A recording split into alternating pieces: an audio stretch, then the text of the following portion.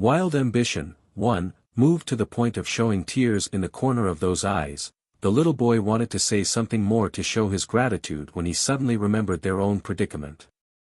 Hurrying to cry out, "But those people are very powerful, you need to leave and not worry about me."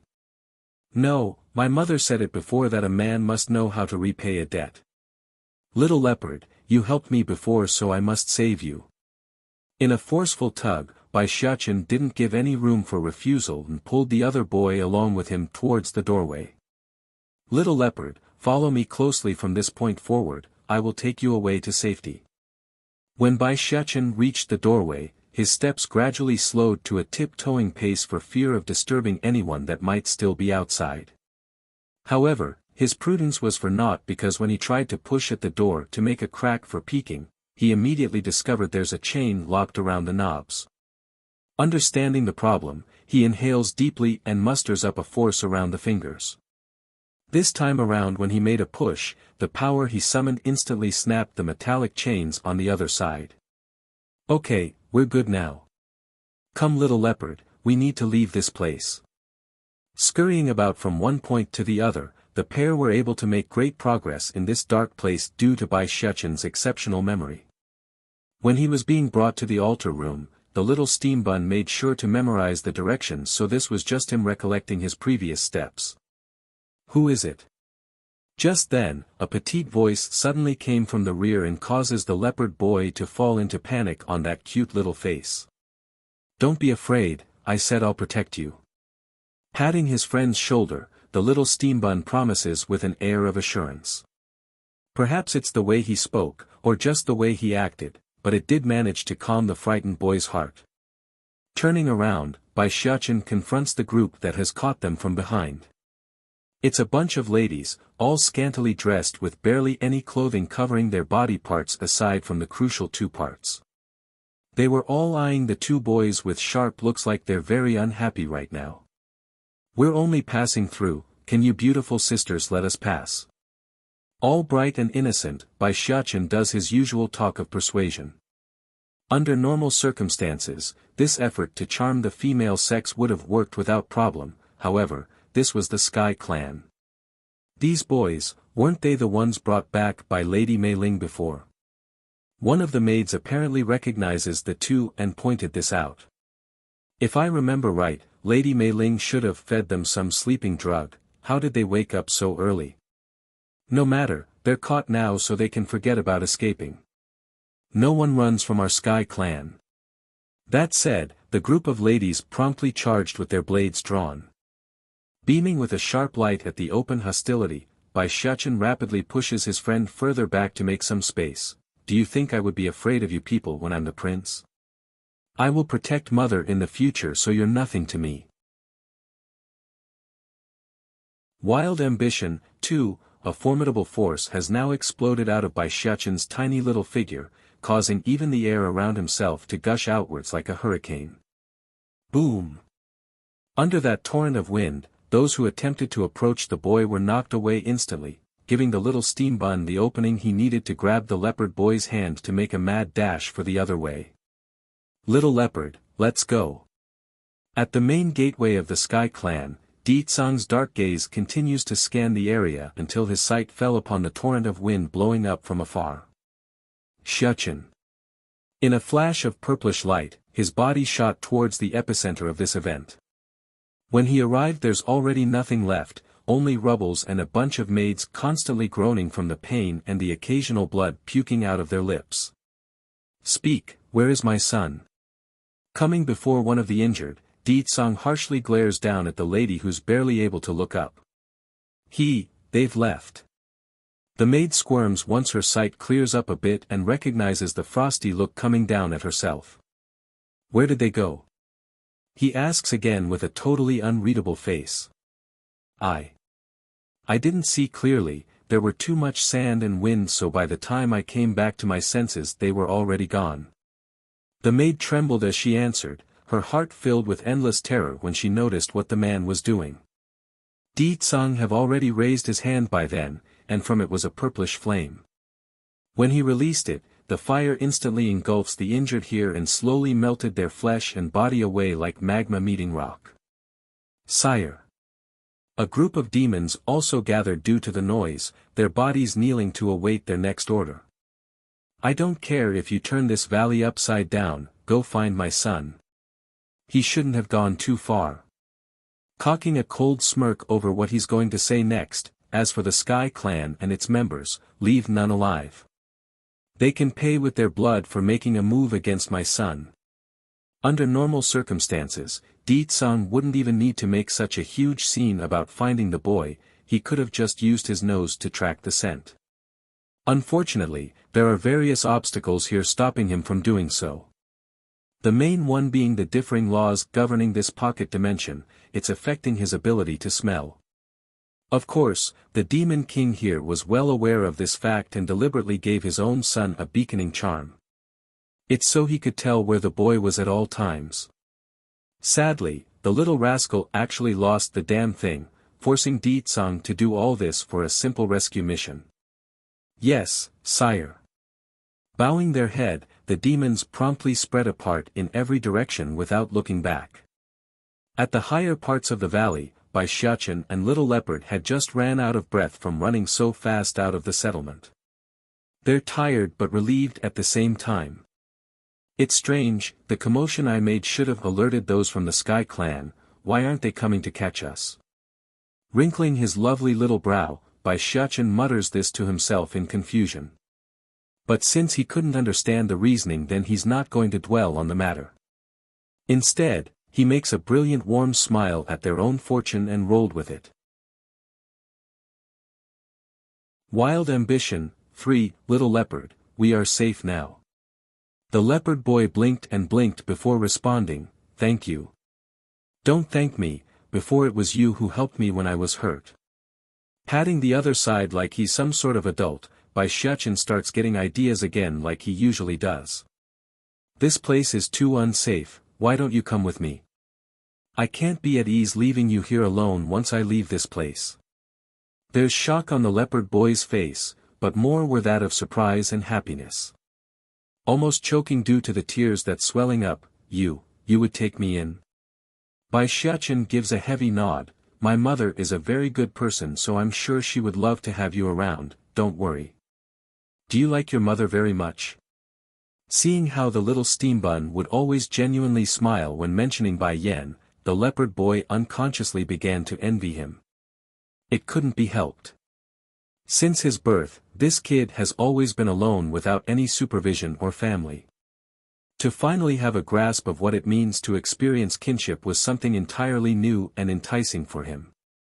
Proud in his demeanor, of course I like my mother, she's the greatest and best-looking woman in this whole wide world.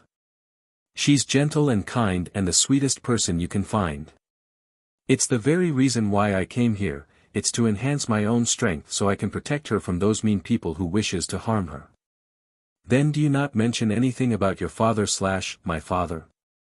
Bai Xiachen's mouth instantly puckered up with a sour note. He is a big baddie who always try to steal mother away from me. But out of consideration that he likes to beat those bad people away from my mother, I have reluctantly accepted him. When speaking up to here, the little steambun suddenly paused like he's thought of something else. Actually, baddie father isn't that bad, he can be nice to me sometimes. It's just that he always tries to hog mother's attention all day long and wouldn't let me sleep with her at night anymore. That's right, after Di-san came into this pair's life, the poor child's been unable to share a bed with Bai Yan. The direct consequence of that was Bai Xiachen questioning his own origin and believing he's adopted from the streets. Little leopard, let's get out of here first, I don't want to give those ladies a chance to catch us for a second time. Giving a long sigh, Bai Xiachen gave one final glance at the oddly silent settlement behind himself before fleeing off into the sunset with his friend in tow. There's a town nor far away from where the valley was located. At first this place was still bustling with noise, but that quickly changed into a calming silence when the two boys appeared. Whose children are they? What a lovely pair of boys, the first pretty like a girl and the second just as fine like a piece of jade. Little Leopard rarely makes contact with other people, so this experience was something very new to him. Perhaps it's the look he's getting, or the added attention, but the kitty boy definitely didn't like this and took shelter behind his friend's back. He's just too timid and afraid for these sort of crowded events. Understanding the issue, Bai Xiaochen promptly pat the other kid's shoulder as reassurance, "Don't be afraid, with me here no one will hurt you." That day it was he who got saved, and it was he who brought the leopard boy out from his former home. In the end, Bai Xiaochen here holds a huge responsibility to look out for the other boy. After all, it was his own negligence that allowed the females from the Sky clan to kidnap the kid in the first place. Wild Ambition 4, and this time, he won't let his friend Little Leopard suffer any more damage. A man must shoulder responsibility in life, that's what his mother said. The leopard boy nods and came out again with renewed confidence. "You are my only friend, so I believe in you." Though there's no more fear left on the kid's face, but the cheeks were still flushing red as he stared back at the townspeople. "Elder, are you seeing this?" Not far away from where Bai Xiaochen stood was a young man wearing a light blue robe. He's currently eyeing the two boys while fanning himself like a young scholar. "Young lord, I saw it very clearly, the boy with the more exquisite face is the one those from the demon realm are seeking." With a clacking sound, the youth folds his fan in one smooth motion and coldly spoke again. "According to the forefathers, we were once also members of the demon realm, but because of a mistake our forefathers made, those at the throne threw us out and banished our clan into this domain. Originally we should be happy to be able to come here, after all, the demon realm's foundation is damaged during the Great War." Getting cold in the eyes now upon bringing the subject up, "But those accursed beings cursed us, forever sealing our ability to advance in the celestial rank here. They could have just left us alone, instead they ordered us to forever guard over this stretch of land for them and not let us reap the benefits." The more he spoke about the past and the conditions placed on him and his kin, the more outspoken and harsher his voice became. "What do you have in mind, my lord?" the old man asks after a moment of thought. Showing a rippling smirk regarding that question, "I want to make use of this demon prince. Once I capture him, then that demon king will only have two choices to make.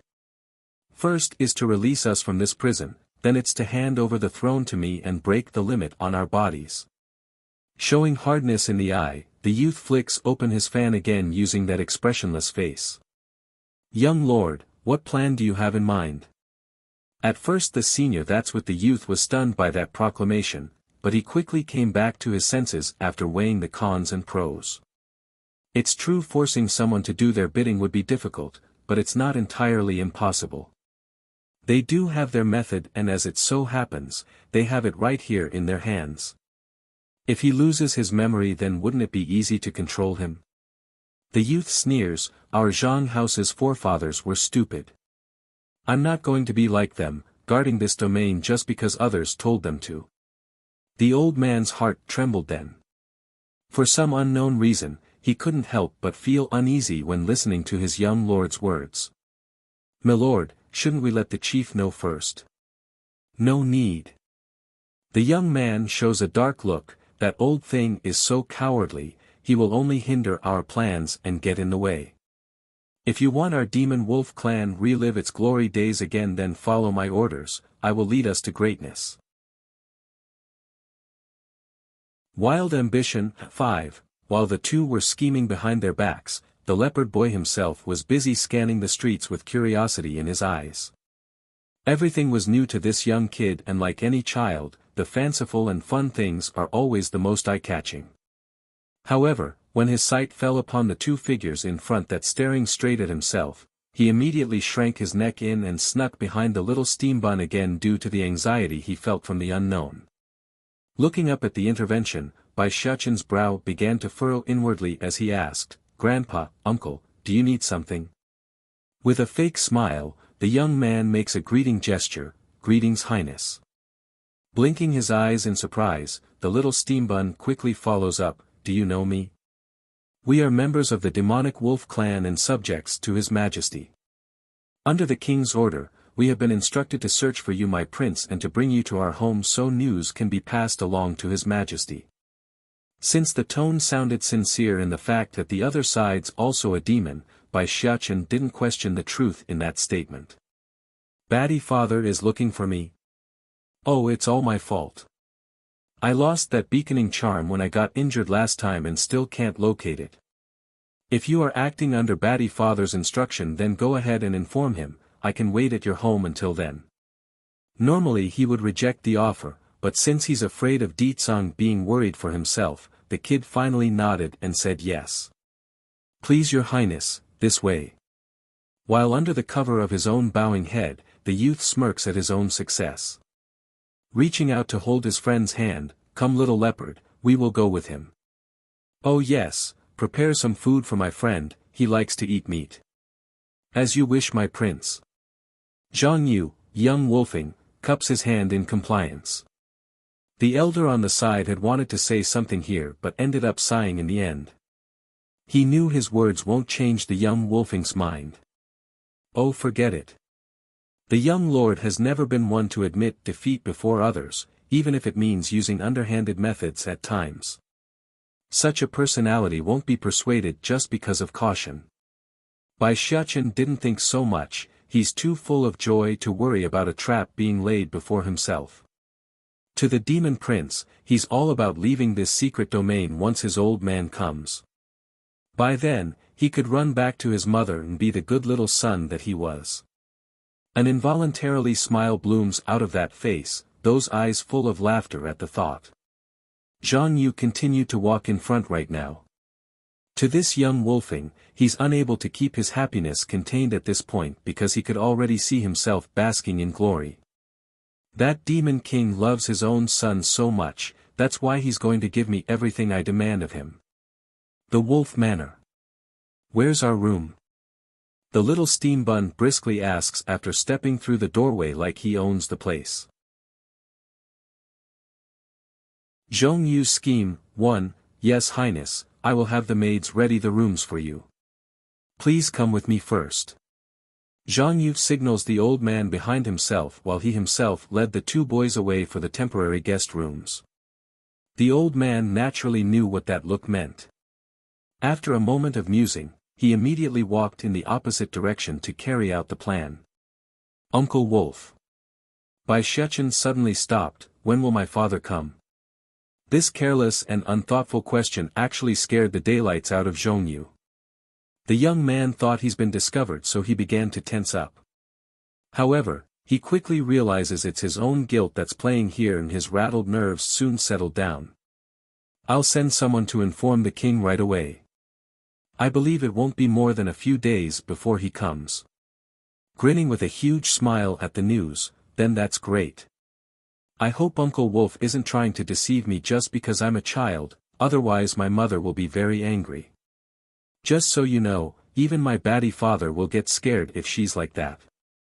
It's unsure why but the little guy's words have had the direct effect of make Zhang Yu fall into a panic.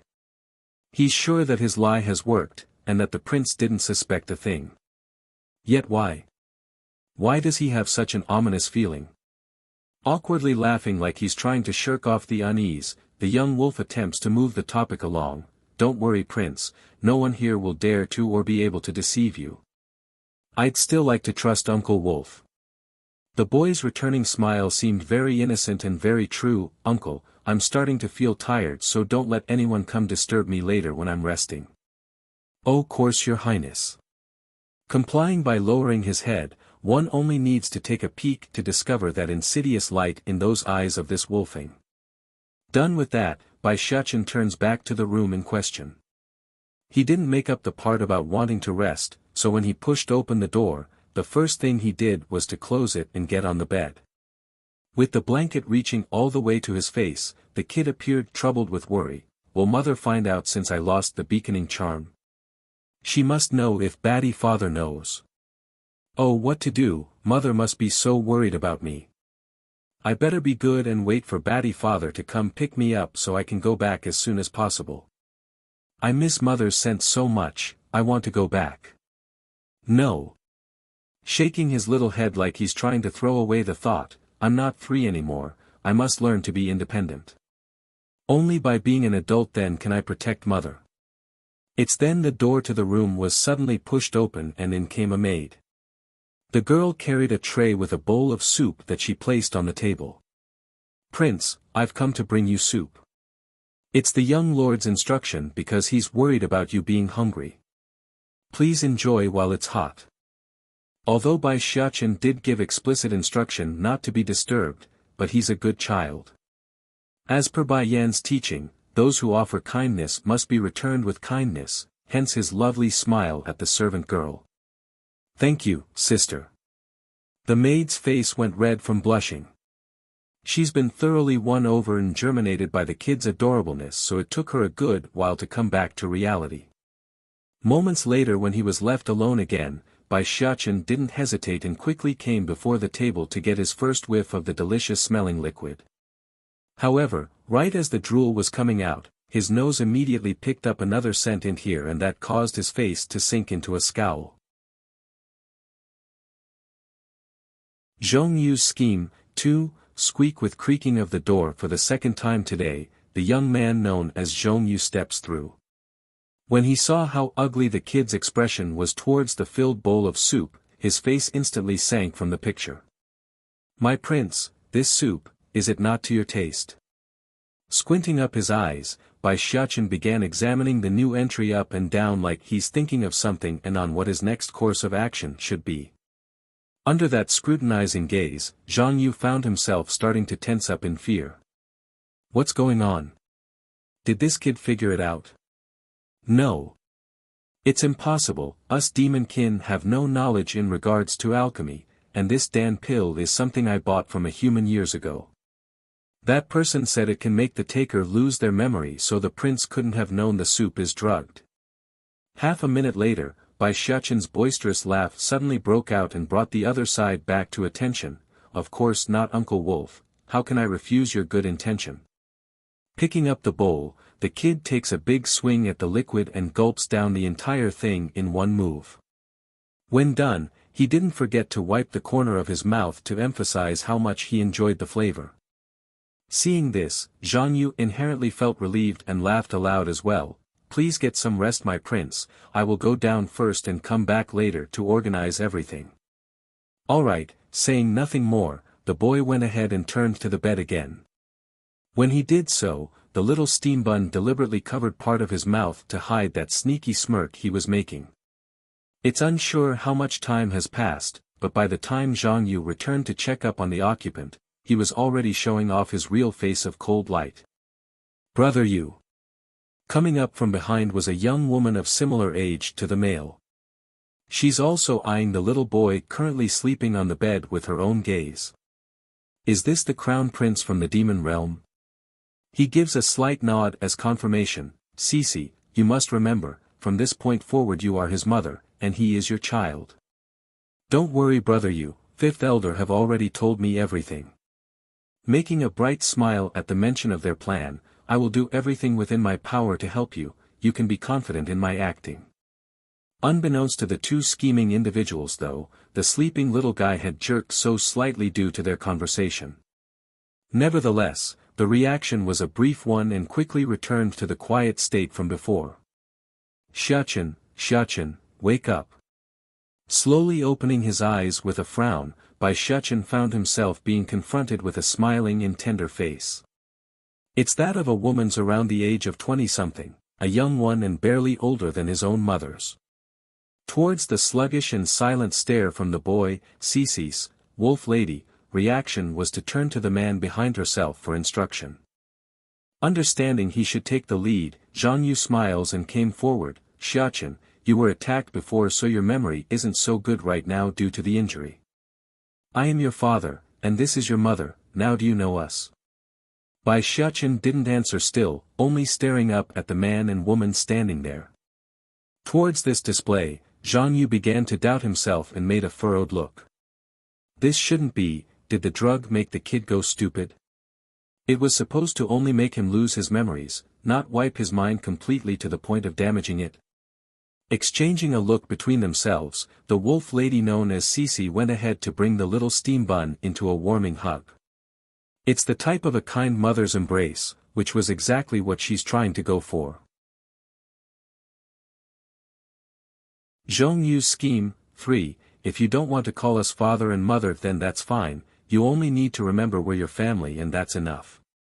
Oh yes, we have an eternal enemy and his name is Di Tsung. He's also the one who tried to kill you.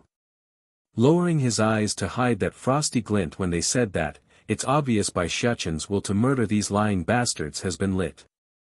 Cece, let's go, we need to let him get some rest. I'm sure he'll slowly come to accept us with time. Making a small chuckle, Zhong Yu didn't bother to hide the malice in his voice due to the impression that he succeeded. He has taken the medicine anyways, so he can forget about remembering the past in this lifetime. Okay. Cece nods and released her arms around the boy and got up from the bed, but not before giving one final glance at the sluggish-looking kid who only stared at their backs while they departed. Regaining the light in his eyes after being left alone again, Bai Xiaoqin restored the cunning look on his face and immediately rose from the bed. He's scanning his surroundings with vigilance in case those wolves returned for a third time. Once certain they aren't going to come back, the boy's first order of business was to locate the leopard boy who's currently sleeping on the bed next room over. Those people must have fed little leopard some sort of sleeping drug. Biting his lip like he's tied between an idea, Bai Xiaoqin suddenly grew tough in the face when he pulled out a small dagger from out of nowhere. In a flick, he makes a small wound on the tip of his finger and allowed the blood to seep into the other boy's lip. Good thing mother fed me all those damn pills since I was a baby, now I'm immune to almost every poison out there and can use my blood to use as an antidote. Before long, the leopard kid fluttering those befuddled eyes opened like he's really confused on what's happening. Xiaoqin. In his haste, Bai Xiaoqin only knew to cusp his hand around the careless kid's mouth in order to stop him from making any more noise. Don't say anything, those wolves will hear us. Startled and confused, little leopard didn't understand what his friend meant by that but still did as told. That group of bad people fed us some drug, but they didn't know I'm immune because I've been eating various herbs and medicinal ingredients since I was young. I only needed a whiff to tell, so I went along with their plan and used it to my advantage. Huffing a snort to gloat, think they can scheme behind my back. Don't they know I am immune to all poison? Then shouldn't we make a run for it? Asked the leopard boy with nervous eyes. Shaking his head, no, I can't just leave like this, they must pay for trying to use my against my batty father. That, the little leopard sounded worry still. I'm going to wait here for batty father. They want to use me, so he will definitely come for me. Evoking a sly smile, he shows off why the foxes are so cunning, they will work for me whether they like it or not. The little leopard boy continues to blink his eyes in bafflement. Although the kid doesn't understand what his friend's trying to do, but he knows Bai Xiaoqin couldn't be wrong. Okay, I'll stay with you here until your father comes. I'm not leaving without you, Xiaoqin. Don't worry, little leopard, they can't hurt you. Patting his friend's shoulder, the little steambun reassures the other boy with his confident smile. Also, I need you to keep pretending like you've lost your memory, otherwise my plan will be exposed. I understand. The leopard kid solemnly nods to show how much emphasis he has regarding the instruction. Done with what he needs to do, Bai Xiaoqin swiftly left his friend's room like a little ghost that he was. Perhaps it's how confident Zhang Yu felt about his plan working, but there were no guards or patrols placed around their room, so sneaking around was a piece of cake. Zhong Yu's scheme. 4. At this moment, at a not-so-far-away peak next to this township, a woman now stands staring down from above at the terrain as the bristling wind blew against her dress. The eyes she showed were sharp and bright. This domain doesn't look all that different from the world outside, now I just need to find Xiaoqin and get him back. Loosening her frown after that small muttering remark to herself, she promptly left the spot in a flash to head for the township at the bottom of the valley.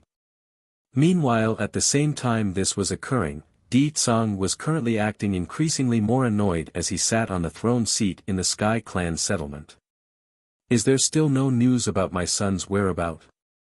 Sire, we've searched everywhere around the area, there's no sign of the prince yet. The guard answers with a nervous tremble. That was not the right answer, causing the oppressive man's aura to swoop over devour the poor soldier's existence until he's choking for air. Thankfully it's then another figure came running over from the doorway to stop the act. Kneeling there, the person carefully spoke, "Sire, we've just received a letter from an outsider, the stranger said it was for you. Bring it forward." He growled with a menacing voice. "Yes, Your Majesty." In his hurry to comply, the soldier nearly tripped on his own 2 feet when trying to hand over the letter. As annoyed as he was over the incapability of his own men, Di Tsang didn't have the patience to punish the second individual's carelessness. Tearing apart the cover, he only needed a quick glance at the letter's content to grow dark and hard in the face. "Gather everyone, we're heading to Long Town now." Rapidly rising from the throne chair, his maneuver allowed the letter to slowly flutter to the floor for everyone to see. If the king wants to see the little prince, then he will come to the demonic wolf clan's home. In an instant all faces were changing in various ways, but all had the same thought in mind: the prince is at the demonic wolf's clan's place. But before they could dwell on the issue any further, Di Tsang had already left them for the outside, forcing the rest to quickly follow suit. Lucky they did so too. Because right as the dangerous man was off the grounds of this settlement, a huge gulf of purplish instantly lights up across the Sky Clan's home, destroying and incinerating the structure and grounds. Wolf Manor. Leaning his head against the bedside rail, Bai Shichen appeared bored as he stared forward in a mindless state. He's thinking of something, just don't know what. It's then the door was pushed open by a hand. Looking over, he could see it was young woman walking over. "Shichen, you're awake." Carrying a tray of dainty pastries with her, Cece, wolf lady, sounded gentle and kind as she spoke. "Mother prepared some snacks for you. Come, try some, I'm sure you are hungry by now." Not rejecting the offer, the little steam bun first picked up a pastry to take a sniff. When his nose found nothing wrong with it, his expression promptly relaxed. It's not poisonous." But the thought only lasted a bite before the kid spit the stuff back out. "So gross, it's nasty, who made this food? Are they trying to hurt me with this?" Cece's face was stiff as a rock right now. She just couldn't believe how the little fella could detest her cooking so much. This wolf lady could swear that in this Long Town, her cooking skills are top-notch. Even if it's not the best, it's among one of the best and couldn't be matched.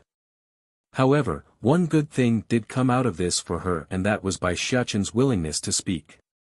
Thank goodness this child is not a retard and a mute. "Shichen, this is what mother here made for you, don't you like it?" Flickering with a light in his big blue eyes, Bai Shichen's cuddly and cute face revealed a bright smile when meeting the wolf lady's gaze. Zhongyu's scheme, 5, are you really my mother? The young woman ticked the corner of her mouth into an upward arc over that question. That is, of course. If I'm not your mother, then why would you be here? That made the boy sneer inside. Why am I here? Of course that's because you people scammed me here. Naturally the little steam bun wouldn't show any of that on his face, only staring cluelessly like he should when he's supposed to have lost his memories. But according to my memories, my mother's cooking should be very delicious, far better than the best cooks out there. This pastry though. It doesn't seem to match up to what I recall. Cece just gawked her eyes there. Didn't brother you claim this boy has lost his memories? Why is he still remembering the past? At least he only remembers the demon queen's cooking skill and not the person herself. Maybe I'm getting rusty for not cooking so long. How about I make another plate of pastry for you, is that fine, Shichen? She asks with a forced smile this time around. Her mission was to please this little guy, but that doesn't mean she's genuinely happy to be doing so. Okay, grinning wide on his cuddly little face, I want to eat donpu trotter, flour chicken, mapo tofu and stewed chicken eggplant. Cece's facade nearly crumbled in that split second under his barrage of naming. She's the Lady of the Wolves, a noble and prestigious existence in these parts. It's bad enough to ask someone of her standing to work in the kitchen, but couldn't he have at least named some exquisite dish instead of those? Those rambunctious stuff. Flour chicken. Mapo tofu. Is that something a person of my capacity should do? Xiaqin, these dishes are too ordinary, can you change it to some more exquisite dishes? Restraining her urge to smack the boy, Cece awkwardly asks with a stiff smile. Ah. Looking reluctant, Bai Xiaqin gives a nod in accordance with the demand. Then I want to eat dragon meat, it must be the kind that has lived for more than 1,000 years. A splurge of essence blood nearly came spewing out of Cece's throat just then. Dragon meat? And the type that has lived for 1,000 years at that? Where in the world am I supposed to find that? Is that hard? Making a frown, the little steam bun then went ahead to knock on his own head like he's remembered something. I just had a dream. In there, Mother would feed me dragon meat and it tasted great. Although I couldn't see Mother's appearance clearly, but I know it is Mother's figure when she fed me the dish. Of course, his story there was nothing more than a prank. He's a demon, and dragons are also demons. There's no way he would eat his own kin. However, that doesn't change the fact that he's enjoying his own little play on toying with this deceitful witch that's trying to impersonate his own mother. Just watching that steaming yet unable to vent face was enough to delight the cunning little troublemaker. That's what you get for trying to deceive and use me. Xiaqin, there's no more dragons in this place. Growing stern, a strong light beams out of the fox lady's eye after she managed to calm her inner anger. Those dragons, I have already fed you all of them so there's none left. Now it was Bai Xiaqin's turn to choke at the shamelessness of this exchange. He expected all sorts of excuses and lies from this impostor, but to say he himself has ate all the dragons. Whoa, that really takes some skill to pull off. That, getting sly as well, the kid grows a smirky grin as well, then I want chicken soup. And I want you to eat it with me. Alright, issuing a sigh of relief, wait just a minute, I'll get it ready. After saying this, Cece made sure to leave quickly so that the boy wouldn't make any more difficult request. Looking at her panicking and scrambling figure that's practically fleeing from view, Bai Xiaqin just couldn't help but release a chuckling laugh at his own achievement. Now all he has to do was to await for the chicken soup so he could carry out the second phase of his prank. The little devil, 1, he did not need to wait long for the wolf lady to return. This time around, she's carrying a large bowl of chicken soup in hand with a heart of resentment. Xiaqin, the chicken soup that you wanted. Ready and prepared, Bai Xiaqin's first act was to pick up the chopstick so he could pass on the chicken butt to the lady's bowl. You eat too. As expected, it is Xiaqin who cares about Mother here the most. Perhaps it's how moved she was at being served a piece, but the lady didn't have a second thought when she stuffed the chicken butt into her mouth after taking a seat. However, all it took was a bite before she spat the chunk of fatty flesh out. In her haste, she immediately grabbed a handkerchief to wipe her frowning mouth. What is this? Chicken butt, is this not your favorite food? Answering without so much as blinking an eye, Bai Xiaqin sounded so innocent and true that it's hard to doubt his sincerity. Sadly, this news was a huge blow to the wolf lady's mental stability. If she had known the piece she just placed in her mouth was a chicken but then she would have removed it even before she made the soup, that's a huge blunder on her part due to inexperience, and now she's suffering for it. For a second, the lady felt like her very bile would spill out due to the disgust she felt.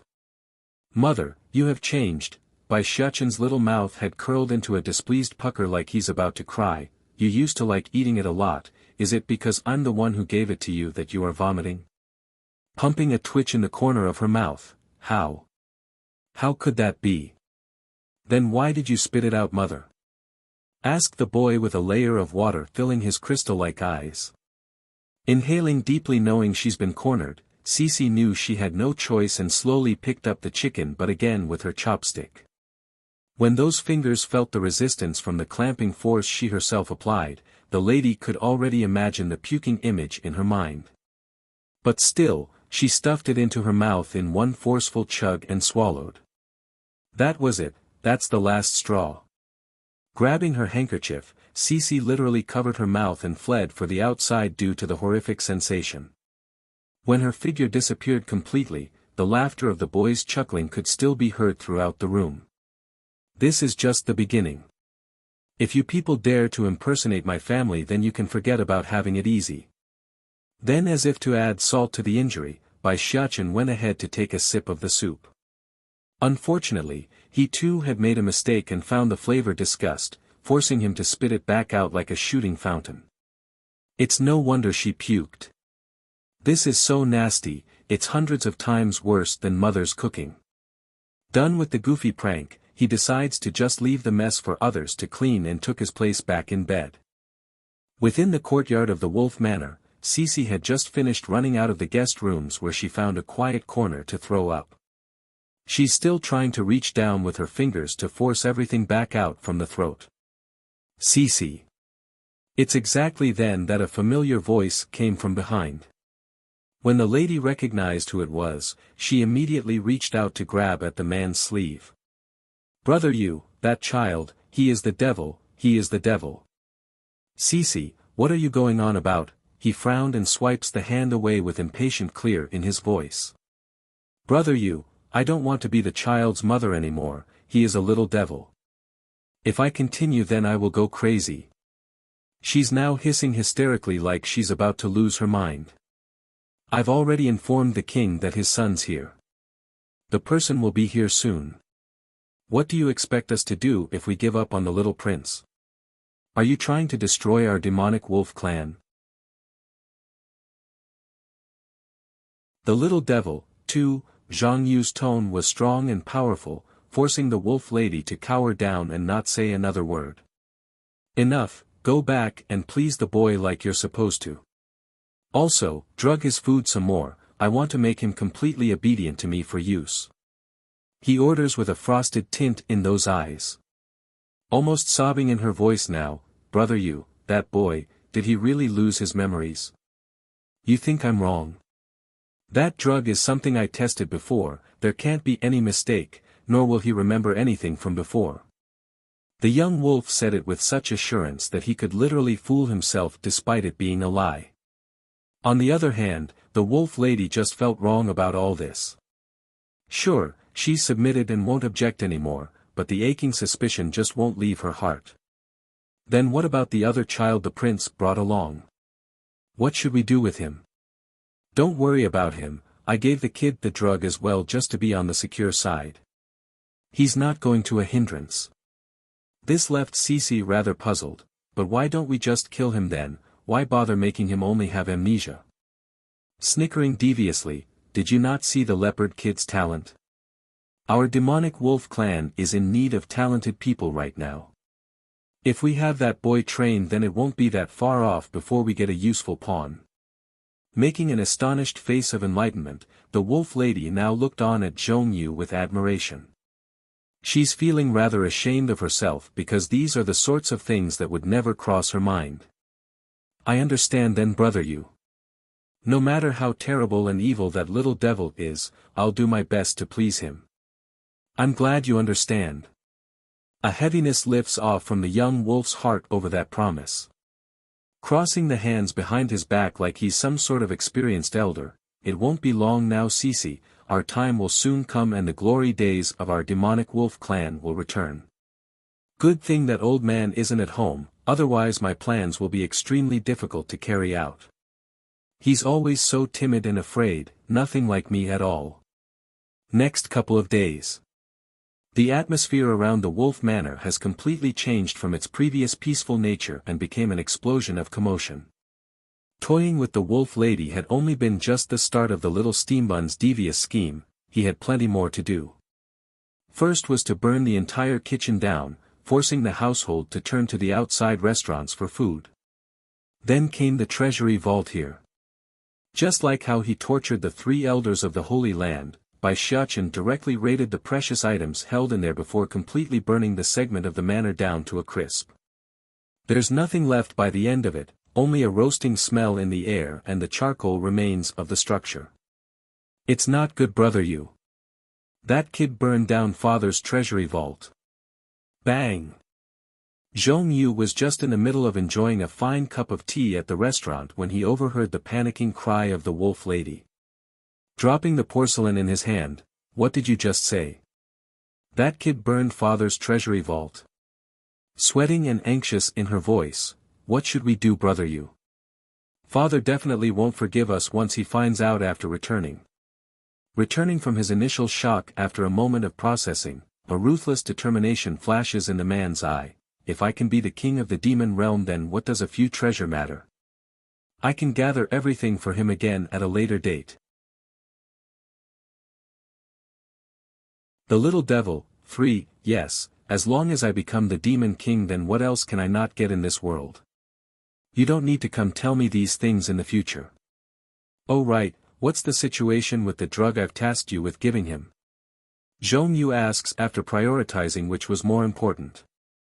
Biting her lip, "I've been putting the drug into his soup every day and made sure he drank it all in front of me.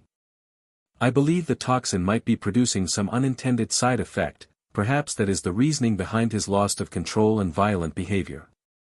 "Then that's good," he said with a pleased voice. "Go back first and keep a close eye on him for the coming days. I don't want the boy making any contact with the outside until we are ready. If he learns of the truth that he's a fox while we're wolves, then it will inevitably cause the boy to suspect something." "I understand." Despite the unhappiness plaguing this wolf lady, Cece nevertheless left the restaurant as told. Her only hope now was to get the little devil under control soon, otherwise she might just strangle him in the heat of the moment. Long Town. In the street, Bai Yan's gaze was still scanning the surrounding streets when the wolf lady came strolling out of the restaurant. As a result of the rush and carelessness between both parties, the two had directly bumped heads and crashed into one another, causing them both to falter backwards from the collision. Cece was the first to come back to attention after the initial bump. When she did so, her view was instantly showered with Bai Yan's mesmerizing contour. It's left her speechless and at a loss of breath. Bai Yan also came back to her senses by then, and just like the astonishment portrayed by the other side, she too made a surprised face after checking out Cece's figure. Demonic Wolf Clan.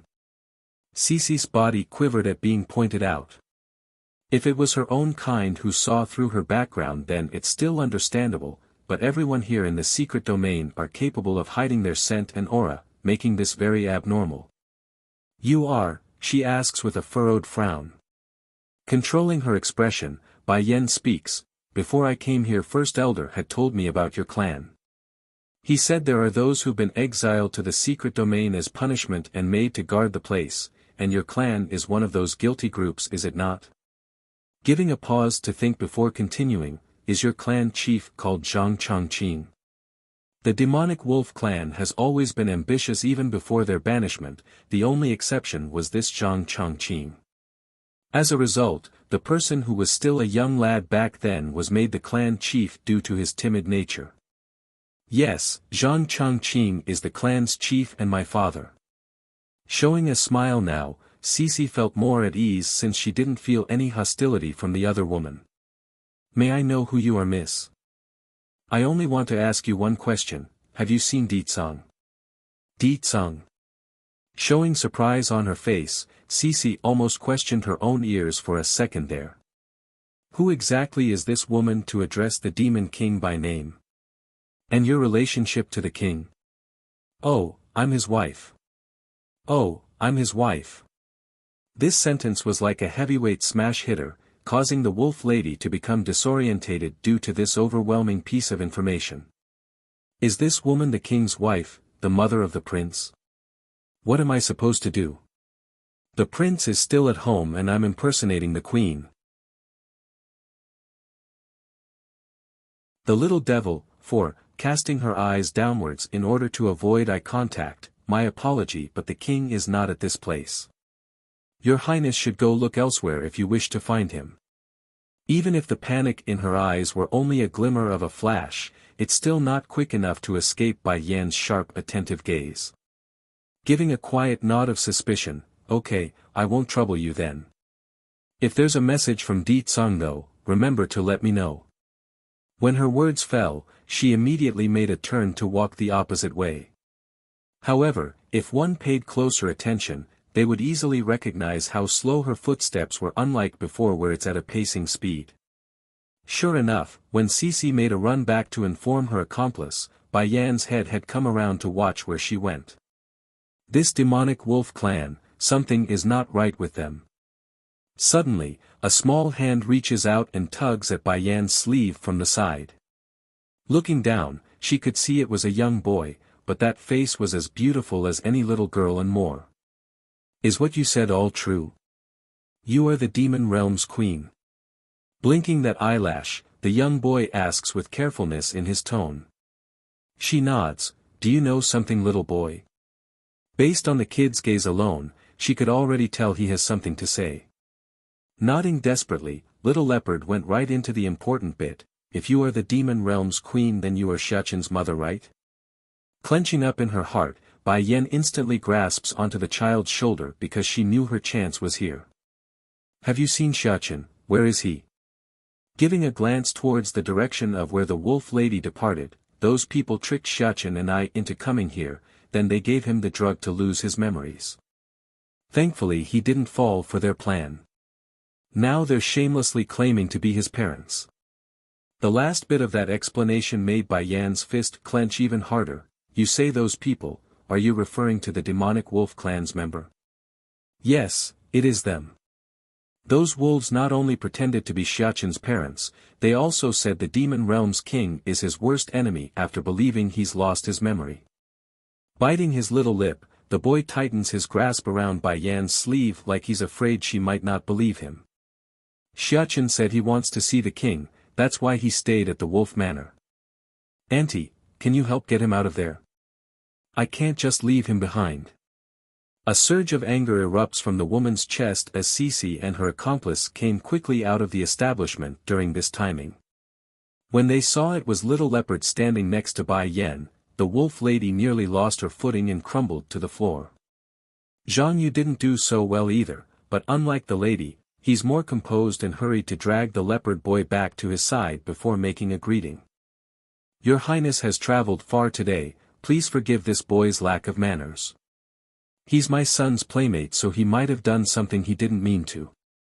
Allow me to bring him back for further education if he's offended you in any way. As much as Bai Yan would love to tear these two scheming wolves apart right then and there, she nevertheless suppressed her inner anger to take the safe route. I disagree there. I find this boy very much to my liking, in fact. Zhang Yu was truly startled by that answer. First giving the teary boy in his hand a stare, then he furrowed his brow into a frown of confusion. This boy also lost his memory because of the drug, there's no way he could have anything to the demon queen. Perhaps it's really just that, they're compatible. Bai Yan's fury. 1. Since your highness likes it, then I'll take him to visit you in person on another date. He hasn't completely taken control of that brat yet, so it's imperative that he not allow the two to meet. Flickering a meaningful light in the eyes over how the man was trying to hide the leopard boy away. No need, I am getting tired anyways, so why don't I come to your home for a visit, how about that? Dramatically changing in his complexion over that suggestion, Zhong Yu nearly gasped from the huge breath he took in. Queen, my father is not home right now, you coming? That doesn't seem to be right. Why don't we wait until he returns to receive you? Just give him a few more days and he would be able to completely control that little brat. By then not even the king would be able to do anything, let alone this human woman. And if, narrowing her eyes in, a frosty curve forms around Bai Yan's lip, I must come. All white in the face, Zhang Yu gnashes his teeth and stands firm. Queen, I respect you because of your position, do you really think the demon realm is controlled by you? Nothing but a human. Do you think your status will be there if it wasn't for the fact that you gave birth to the prince? Due to the demonic wolf clan's inability to leave this secret domain, their members have no way of knowing the true circumstances regarding the outside world, nor do they know of Di Tsang's edict from before. So you're implying that you're not allowing me to enter the wolf manor? Bai Yan sneered as she approached the two wolves with that dangerous figure of hers. Under that pressuring aura, Zhang Yu instinctively cowered and stepped back as well to keep distance. He may not understand why he's feeling so stressed, but that body of his doesn't lie, it's fear he's sensing and it's telling him to back off. "Queen, please go back," he says after much difficulty. That was the last straw for the leopard boy. Breaking free from the hold, little leopard quickly ran to Bai Yan's side and stared viciously at the two wolves. "You two are bad people and kidnapped Xiachen. Auntie, they are the ones who locked away Xiachen, you must save him." That outcry from the boy completely scared the daylights out of the two across from them. Practically screaming now, Zhang Yu loses his act and snaps back. "What nonsense are you talking about?" "I am not talking nonsense." A pang of anger erupts from the kid's face. "Auntie, let's go find Xiachen, we can save him together." Pulling at Bai Yan's hand, he had wanted to lead her to the wolf manor when Zhang Yu suddenly attacked. The fist from the treacherous wolf was aiming straight for the boy's face, a spot where it would kill based on the level of power infused in that punch. Fortunately, there's a guardian angel around. Bai Yan's fury. 2, Cece, you go back first. He coughed dryly as he gave that command. Despite her own worry still, the wolf lady didn't argue with Zhong Yu's order and ran for the manor. Towards this maneuver, Bai Yan didn't fret, only picking up the leopard boy in pursuit from behind. The wolf man saw this, of course. He knew he had to do something despite his own injuries, hence the swinging punch he made at her. Sadly, this was a huge mistake on his part because Bai Yan's reaction was just as fast and in the form of a counter kick. This sent the bastard flying over 10 meters away this time around and made that stomach vomit blood like a fountain. Scram! After leaving that remark, Bai Yan immediately continued her chase for Cece, leaving only the unconscious wolf man in the background. Wolf Manor. Within the courtyard, Bai Xiachen was currently snickering with cunning as one of his fingers illuminated itself with a spark of blue flame.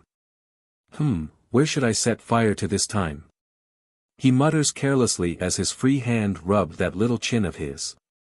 The maids and servants were all kneeling before him by now with shivering motion. They just couldn't believe this lovely-looking child to be such a little devil. "Master Xiachen, please don't set fire anymore, otherwise you will burn the whole manor down at this rate."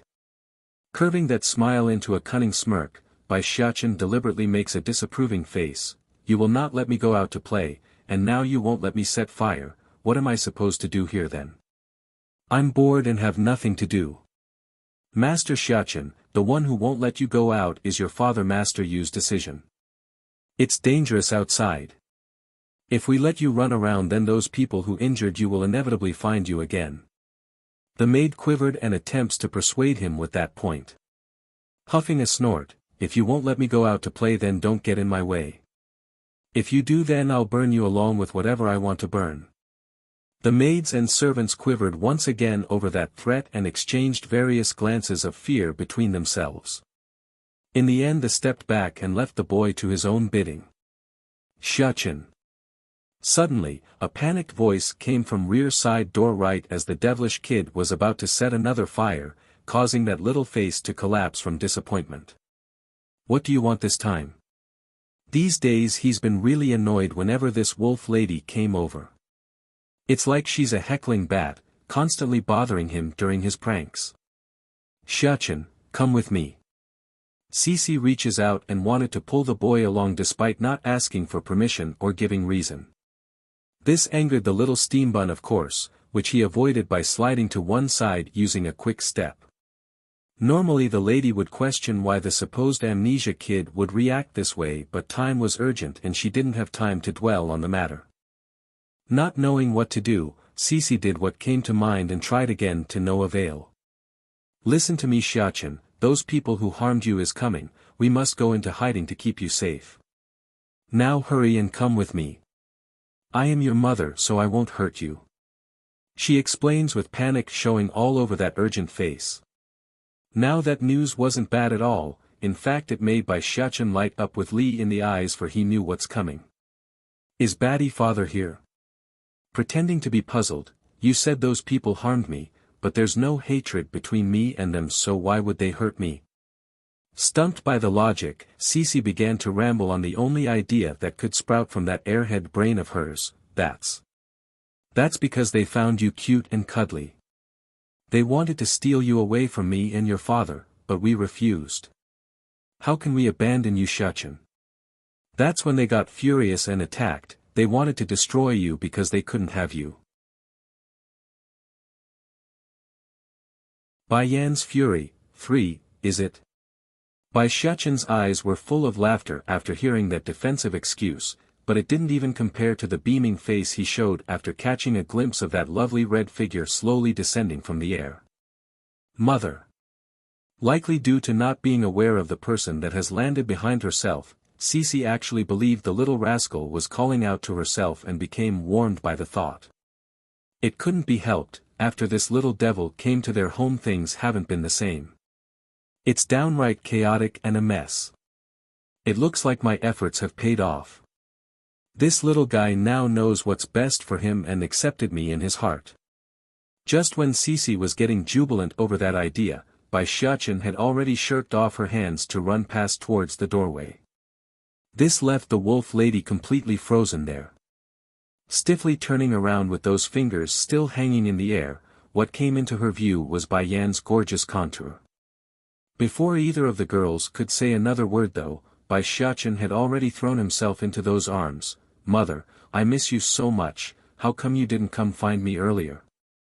Is it because Baddie father won't let you come? Compared to his previous cunning appearance, the little steam bun was now portraying a pitiful and sad face, like he's been greatly wronged. It couldn't be helped. In the little guy's mind, it's always Ditsang who's the bad person and the one trying to fight him for Bai Yan's attention. In retrospect, the doting mother here on the other hand was flabbergasted by the first comment coming out of her son's mouth. What did Ditsang ever do to make our boy think like this? Am I not here now, sweetie? Tightly embracing the little guy, her face dons a warm smile. It's so nice having a son around. Back over at Cece's side, the wolf lady was frozen all over as an uncontrollable panic shook her entire existence due to the dismay growing from within. How can it be? Didn't he have amnesia? Why would this little thing remember his own mother? As reluctant as Bai Xiachen was about letting go, he did after a long hug. Turning around to face the deceitful witch, his lips had turned into a sarcastic snarl. Oh yeah, I forgot to tell you people. Mother's been feeding me various herbs and drugs since I was little, so I'm immune to most poison. The little drug you gave me have no effect. Faltering backwards over that bombshell of a truth, Cece kept shaking her head like this was some kind of lie. No, this can't be. Is he saying that everything is a lie?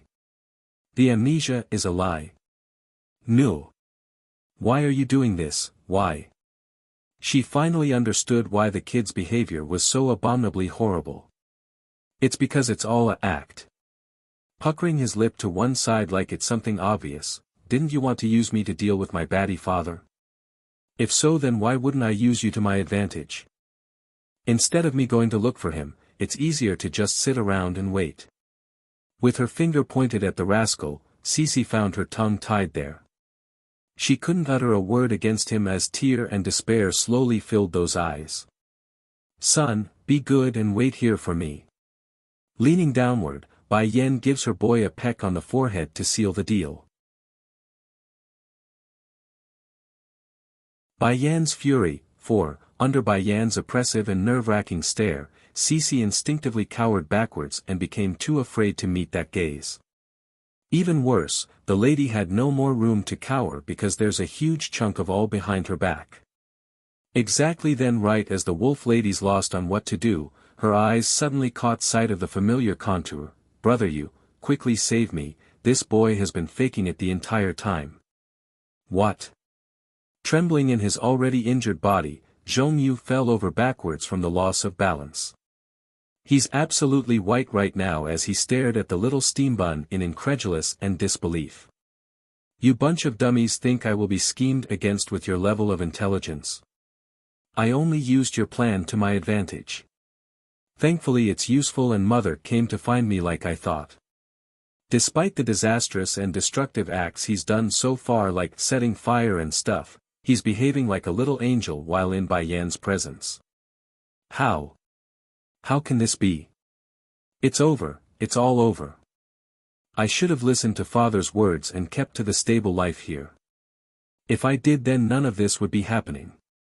Now not only will I be killed, my entire clan will also fall with me. Bang! With a sudden swinging kick, Bai Yan directly knocked Cece over when the lady showed signs of stepping back. It's excruciatingly painful for the wolf lady to be attacked so heavily and without indication.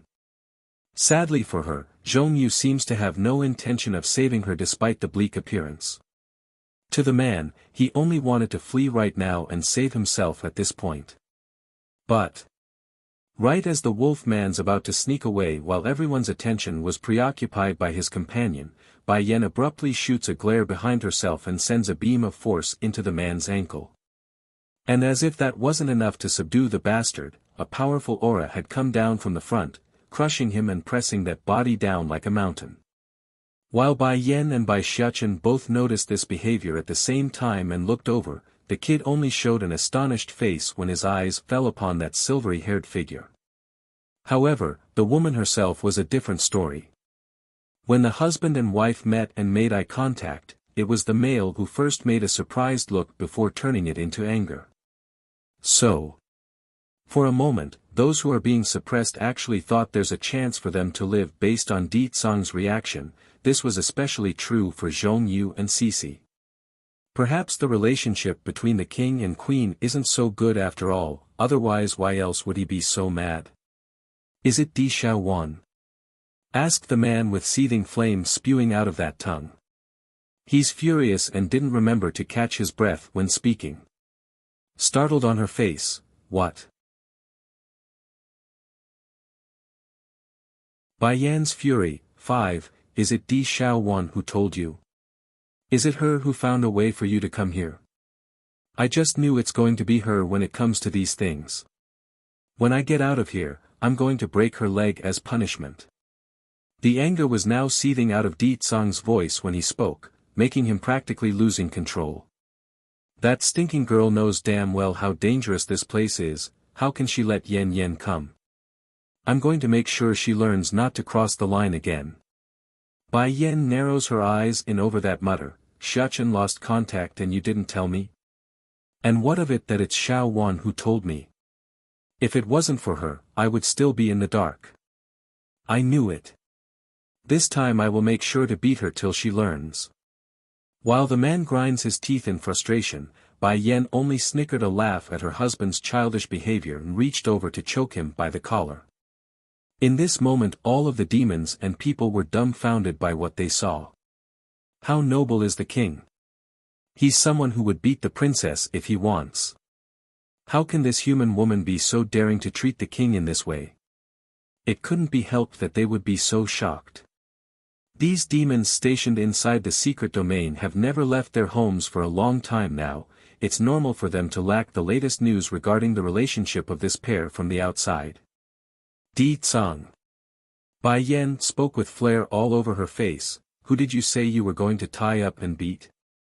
By now Di Tsang's anger has mostly dissipated due to his wife's harsh voice. Then after some thought, he decides to answer honestly upon weighing the pros and cons of lying. Di Xiaowan. In response to that answer, Bai Yan only started to chuckle menacingly. It's nerve-wracking, making even Di Tsang feel uneasy. Yan Yan, there's a lot of celestial rank people here in this secret domain. Out of worry for your safety, that's why I forbade Xiaowan from. You shut up. Bai Yan's yell instantly made the man shut up that lip. I'm going to ask you one last time. who did you say you were going to hang up to beat? I only wanted to, but before he could finish that sentence with his sister's name, Bai Yan's expression had already turned dangerously dark, causing Di Tsang to change his wording right away. I want to hang myself to beat. Only then did Bai Yan smile and pat him on the shoulder. Now that's good. In front of you, I am always very good. May your hubby here know if you will reward me with a daughter. That will depend on your performance. Bai Yan's smile grew even deeper. Although she failed to keep the promise between her and the demon princess and allowed Di Tsang to know of the fact, but, what's so hard about protecting that girl? I am always good. Do you want to see for yourself tonight, Yan Yan? A rosy smile evokes out of the man's lip while his voice whispered into the woman's ear. Bai Yan's fury, 6, sweeping his eyes over to the wolf couple, Bai Xiaqin's mouth immediately puckered to one side like a little kid. These people lied to me and claimed to be my family. They also gave me some sort of drug that is supposed to make me lose my memories. If not for mother feeding me all sorts of medicine since I was little, they might have succeeded in their plot. Di Tsang's expression began to grow menacing and dark when listening to the whole story. It's not the same type of outcry he made when talking about the demon princess, rather it's the silent type that sends chills down anyone in the near vicinity. Naturally, the target of his ire was the wolf couple on the floor that's currently drenched in sweat due to the pressure they felt. Di Tsang, do you want to do the deed or should I do it myself? Bai Yan also chimes in with a menacing voice of her own just then. Of course I will handle these troublesome wolves, there's no need for you to deal with such small matters, Yan Yan. The demon king glares down at the kneeling couple, his voice grim with the tone of a swinging bat at everyone's heart. The demonic wolf clan is wild with treasonous thoughts, daring to threaten their prince is an unforgivable sin. From this day forward, I never want to see them around again. Yes, king. The demons that arrived with the man echoed their response like howling beasts, their voices loud and clear as it roared across the sky. Zhong Yu became paralyzed through everything. He had wanted to seek his father for help after making his escape and abandoning his wife, but it seems even that little hope was now squashed. Yan Yan, my subordinates will clean up this mess in our stead, let's go home shall we? Di Tsang suggests. Let's go home shall we?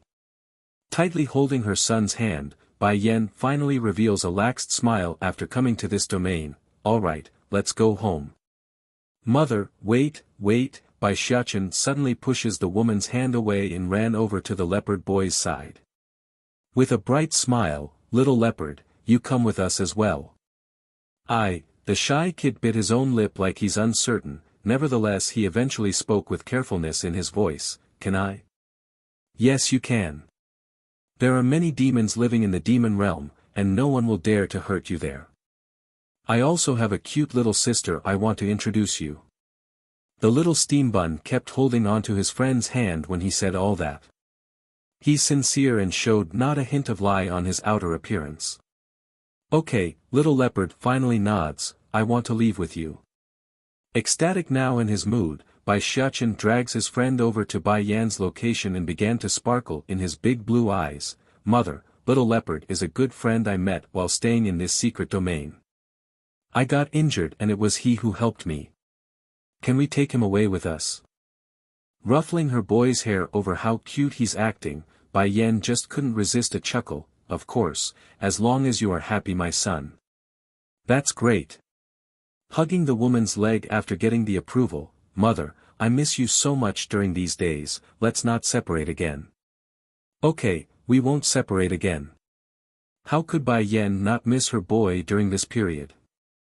If not to exercise and help improve this little fella's ability, this doting mother would have long came on her own.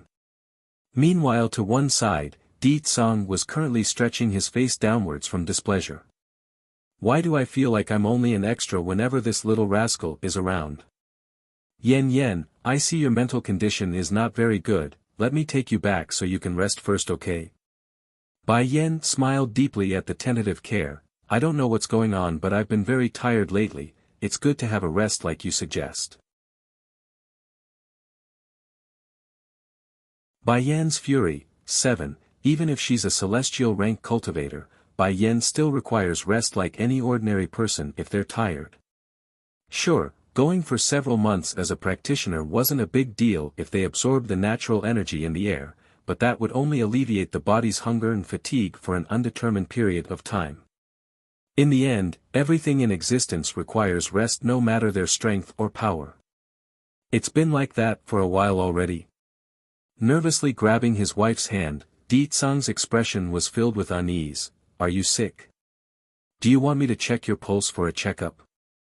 Bai Yan couldn't take it anymore and bursts out a chuckle at that frantic appearance. Are you silly or something? Us cultivators are physically strong and would rarely get sick. Ever since I broke through to the king rank several years ago, I have never gotten sick again.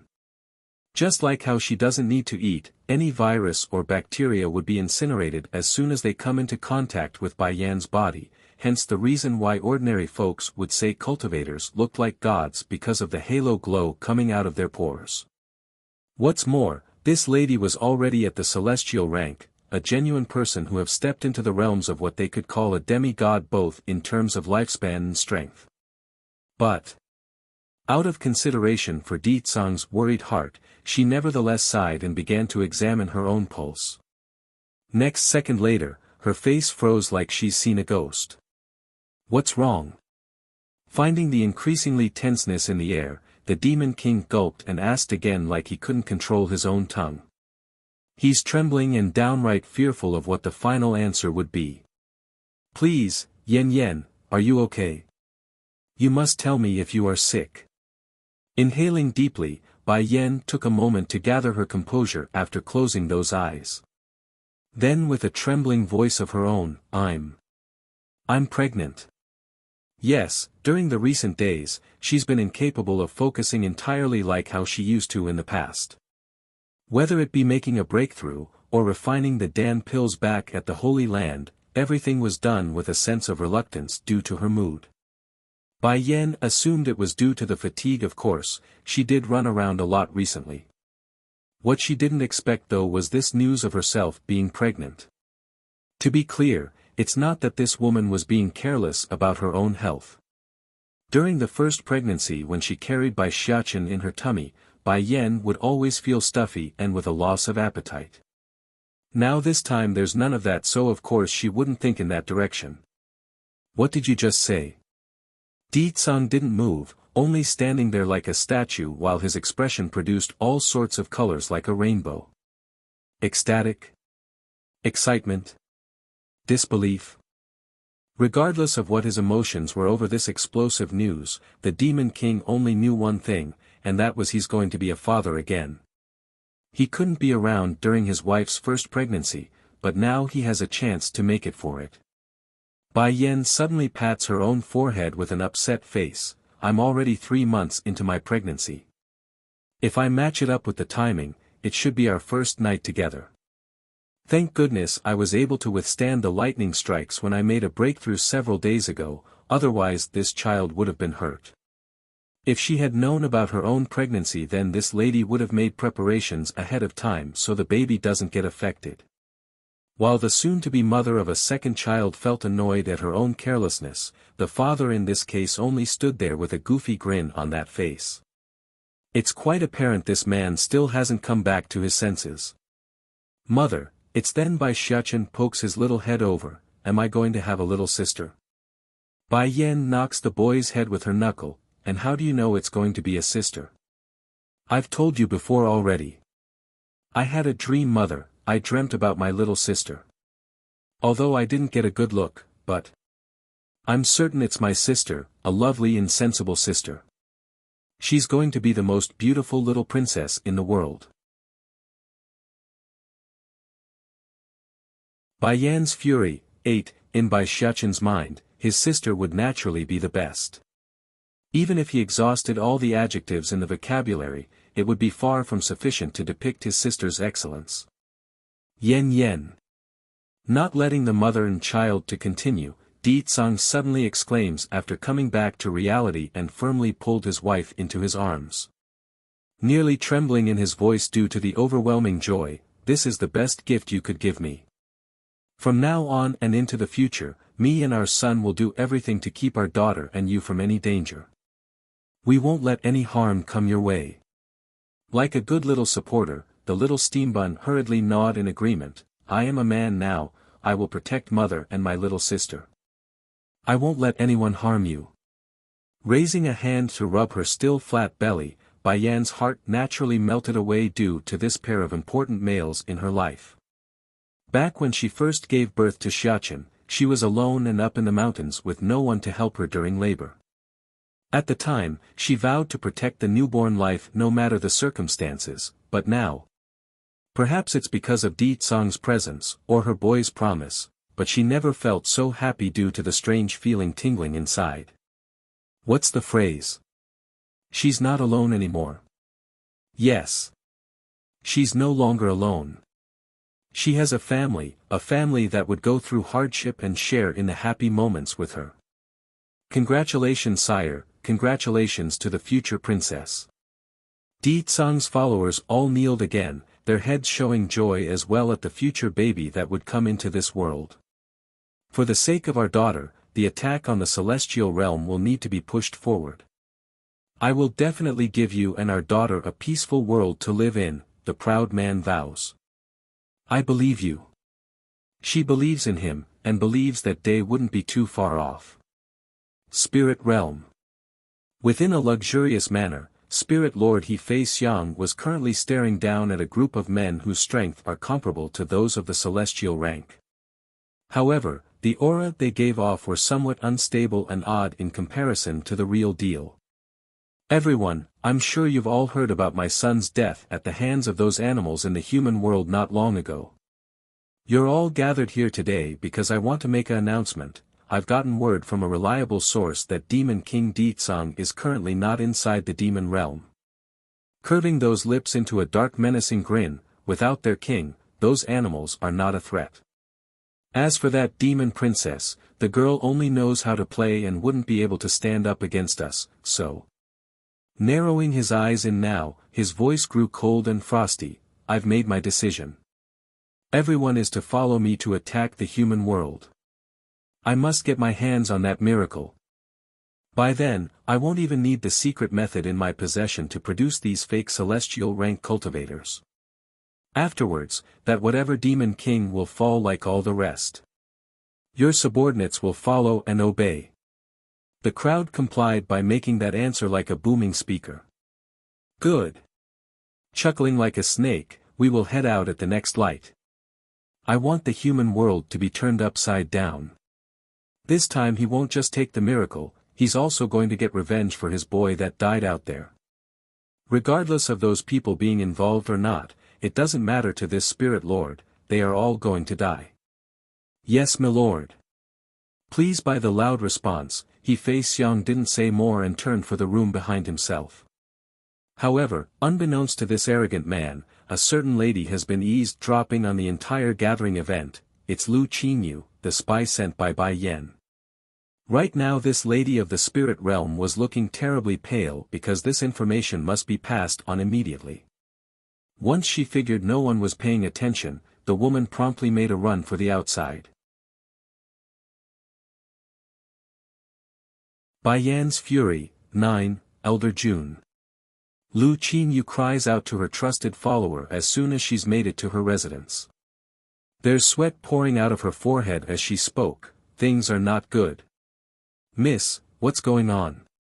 Getting up from his chair, Elder June appears puzzled by the frantic appearance of the lady.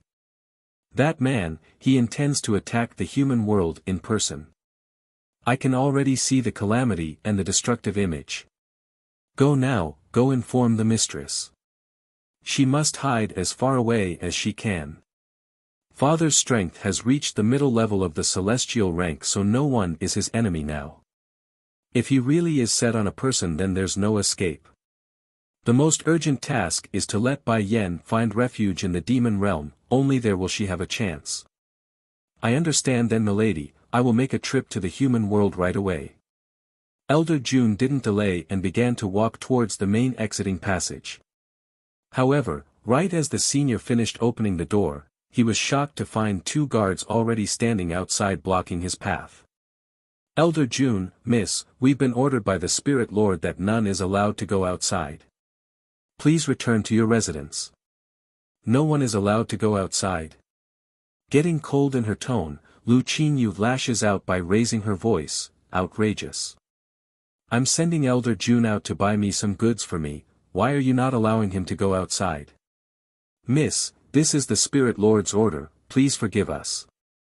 Despite the guard taking to the knee when explaining, the tone they gave was neither humble nor respectful.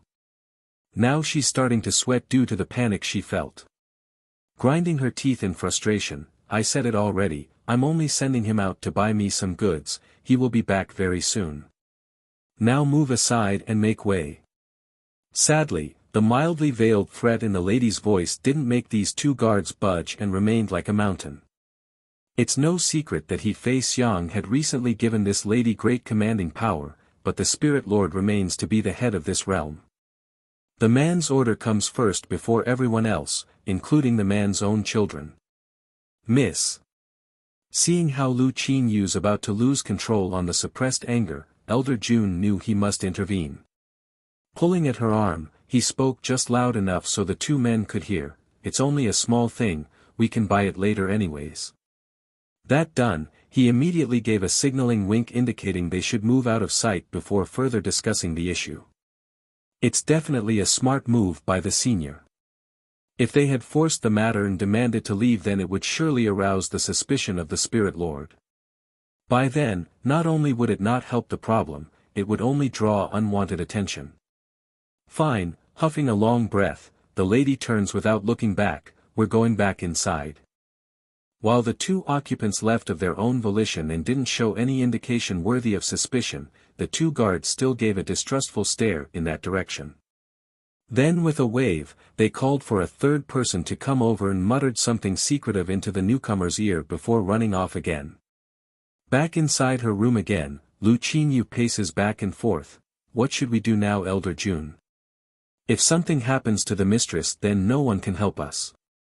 At the beginning she was still unwilling to submit due to her own proud nature, but now, she has long understood the only one that could help in her mission of taking down that man was none other than Bai Yan. Bai Yan's fury. 10. What's more, Lu Qinyu's voice stalled for a moment, "If she dies, we won't be able to live either." After returning to the spirit realm, this lady had more than once tried to remove the poison in her own system. Sadly, regardless of her effort, she couldn't lift it. This also proves that their life was now firmly tied to Bai Yan as a person. If she lives, they live, if she dies, they die. This won't do. I must save her. "Miss, we'll try to leave the spirit realm again during the night. However, if we leave this time, then we won't be able to come back again." The senior sighs over their own future. It's exactly as Elder June claims. If they leave now, then it's indicative of their crime, meaning they would become wanted throughout the spirit realm. Returning would be a death sentence. Lu Qinyu didn't speak as her body quivered so slightly at the thought. She's contemplating what to do right now, for the final decision lies with herself. Undeniably, the lady doesn't hold much affection for this spirit realm and would love to see it perish. However, this place, there are too many memories of her and her mother together. "Elder June," a bittersweet smile comes out, "but what choice do we have other than that? If mother was alive, then I'm sure she would also hope for me to leave this wretched place. To be free and to be not bound by the restraints provided by this forsaken realm." Closing her eyes, a pang of pain surfaces from the girl's appearance. "Miss," the senior's expression also showed pain after hearing that, "do you want to visit the madam again?" Shaking her head, "No, that will only arouse the man's suspicion even further. We will leave tonight as you suggested." Raising her head, she then looks upward to the open blue sky. "Maybe this will be the last time I see this picture again." Night time. Dressed in a clad of black, Lu Qinyu and her accomplice were silently running through the courtyard until they reached the exit again like this morning. Giving Elder June a signal, they swiftly came behind and attacked, removing the two guards without any sound or struggle. However, right as the two issued a breath of relief at their own success to remove the obstacle, countless torches instantly lit up around them, surrounding the pair and cornering them to the spot. Lu Qingyu froze over in that moment. Stiffly turning her head around, the picture of Hu Feixiang immediately came into view. "Father." Trembling in her voice, "There's white all over that face as the sweat soaked the lady's dark clothing. My good daughter, where are you going when it's this late?" asked the spirit lord in a calm manner. Twitching nervously in the corner of her mouth, "I noticed a jade hairpin the other day and didn't bring enough money. Then when I sent Elder June to go get it for me this morning, these guards forbade us from leaving, that's why I want sneak out tonight to buy it." "Are you going to buy a hairpin or to go give those humans word of our invasion?" He Feixiang sneered and approached his daughter with dangerous air. "I've been thinking about it ever since the last assault. Do we have a traitor among our mix? But you know, our spirit realm isn't a place where ordinary people can leave and go as they please. That leaves you as the main suspect." Cackling now like an evil overlord, "You know why I called a meeting out in the open today? It's to set you up. I wanted to see if you will really fall for the bait I set." Elder June's death. 1. He Feixiang stopped coming closer, instead he now made a disappointed look on his face. Whether or not it's genuine was another story though. "Oh, how I wish none of this is real. Your brother and sister were both killed by those demons, now you are my only daughter. What are you not satisfied with? In the future this spirit realm will be yours, yet you would betray me for those inferior insects?" The more he spoke, the gloomier his mood became until it's hit rock bottom. The man won't deny he's been giving this daughter of his the cold shoulder over the years and neglected the girl's mother during the final moment, but he's never hit or scolded the girl at all. What reason does she have to hate him as so? It just didn't make any sense to this spirit lord. By this point Lu Qingyu had already recovered from her initial stiff appearance. Instead of panicking or begging for mercy, this spy only showed a bleak smile of pain when she snapped back, "And did you forget how my mother died? It was because of you. She was killed by you. Do you think she would have fallen into depression and died from a broken heart if it hadn't been for your heartless cruelty?" Eventually tears began to swell out of the lady's eye and trickled down that flushed face. "Even in death you still won't see her. And me, you won't even allow me to take on your surname after I was alone. I hated you for what sort of cruelty you've shown me and my mother. Is it because my mother got that incurable disease and became ugly? Is that it? Because she's not beautiful anymore that you would abandon her and me?" He Feixiang's expression had grown incredibly ugly right now. Yes, he stopped caring about the girl's mother because of that disease which made the woman age and become an old hag. But it's not like he's going to shout this truth out for the world to judge. "So for that you would betray me? Would kill your own brother?" Losing any sort of disappointment from the eye after remembering his son's death, the spirit lord now got all red in the face like he's staring at the enemy instead of his own blood. Snickering with sarcasm in her voice, "Brother? That kind of person is not fit to be my brother. From young to old, that person had constantly abused me. If it wasn't for my inability to challenge you then I would have killed that so-called brother long ago." Gently closing his eyes like he's coming to terms, He Feixiang eventually opened them again but with a sharp glaring light in them. It's that of a blade shooting out at its target and slicing through the flesh. "Then don't blame me for being ruthless, this is your choice. Someone come, subdue these two traitors and make them pay a heavy price for their actions." Tightly gripping his hand until it's a ball, rage stirs from within. "Also, I want to make one thing clear. Your mother turning ugly and old is only part of the reason why I stopped caring about her. The main reason is because she's too vicious as a person. She's killed too many of my concubines. If not for her exceptional beauty, I would have long removed her from my harem."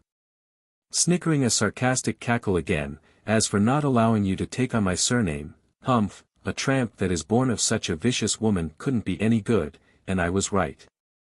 You are just like your mother, murdering your own brother and sister with your betrayal.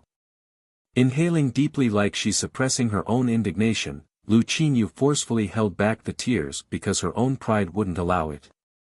No matter how vicious I am as a person, I am nowhere close to your level. So what if I killed my own brother?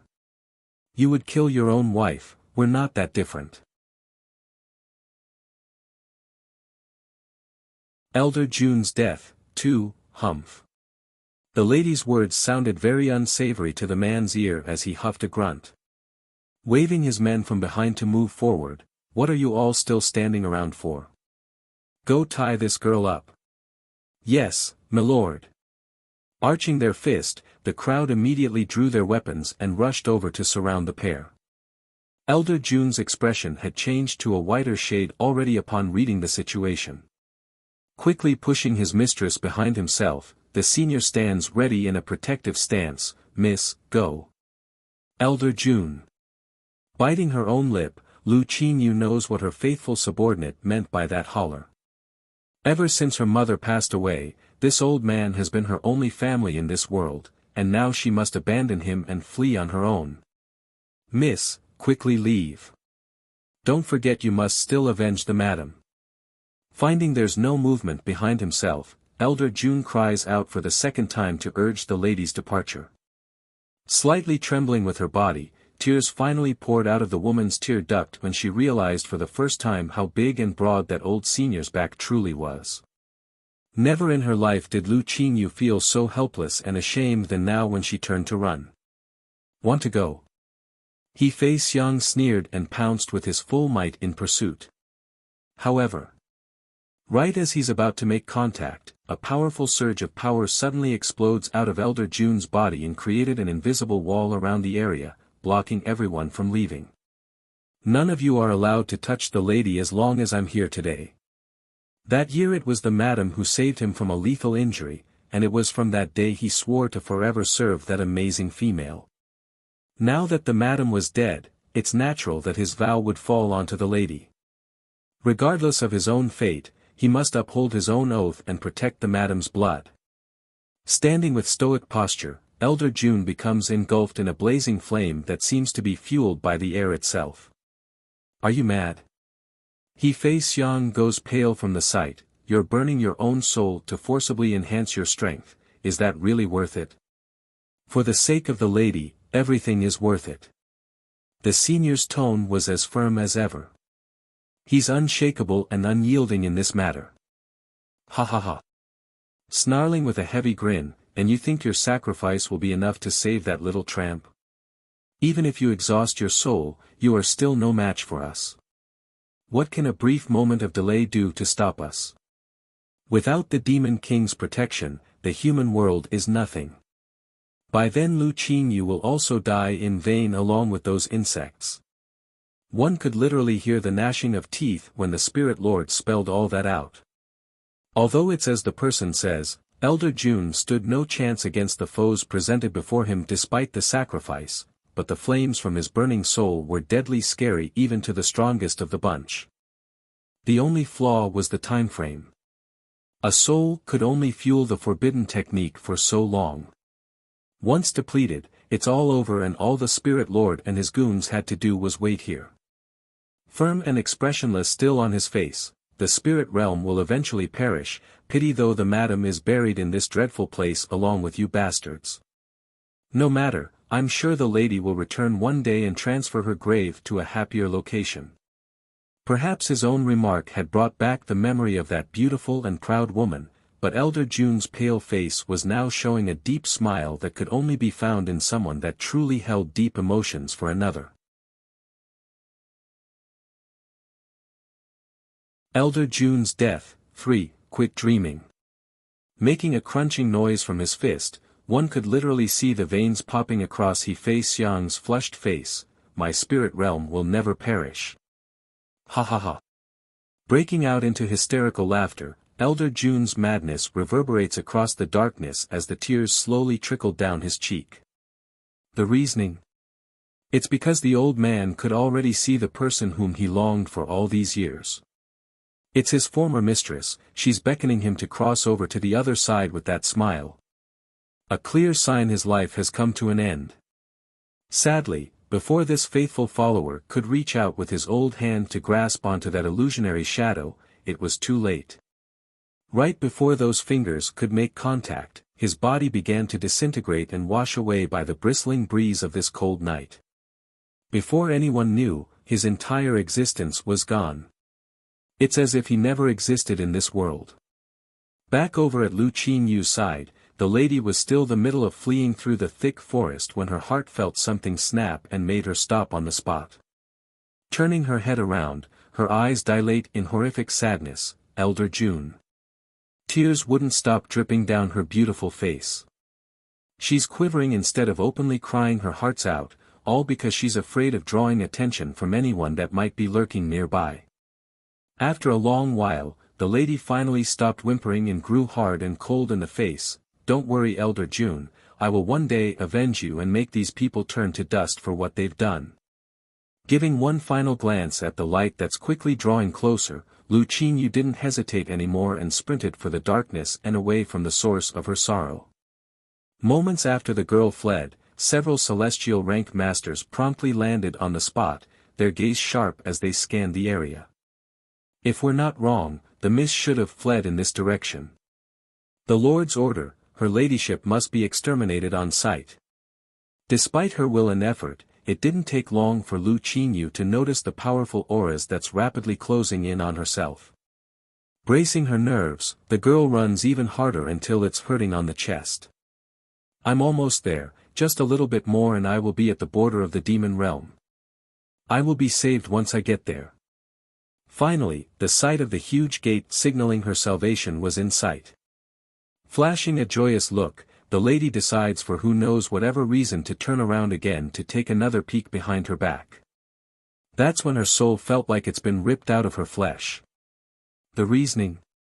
It's because the pursuers are now firmly right at her back and only needed several more leaps to overtake herself. The shock of discovering how close her pursuers are definitely affecting the lady here.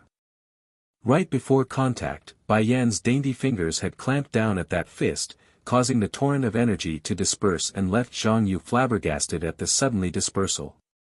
The wolf man looks up in shock. Isn't she a human? Human beings are weak, how can she?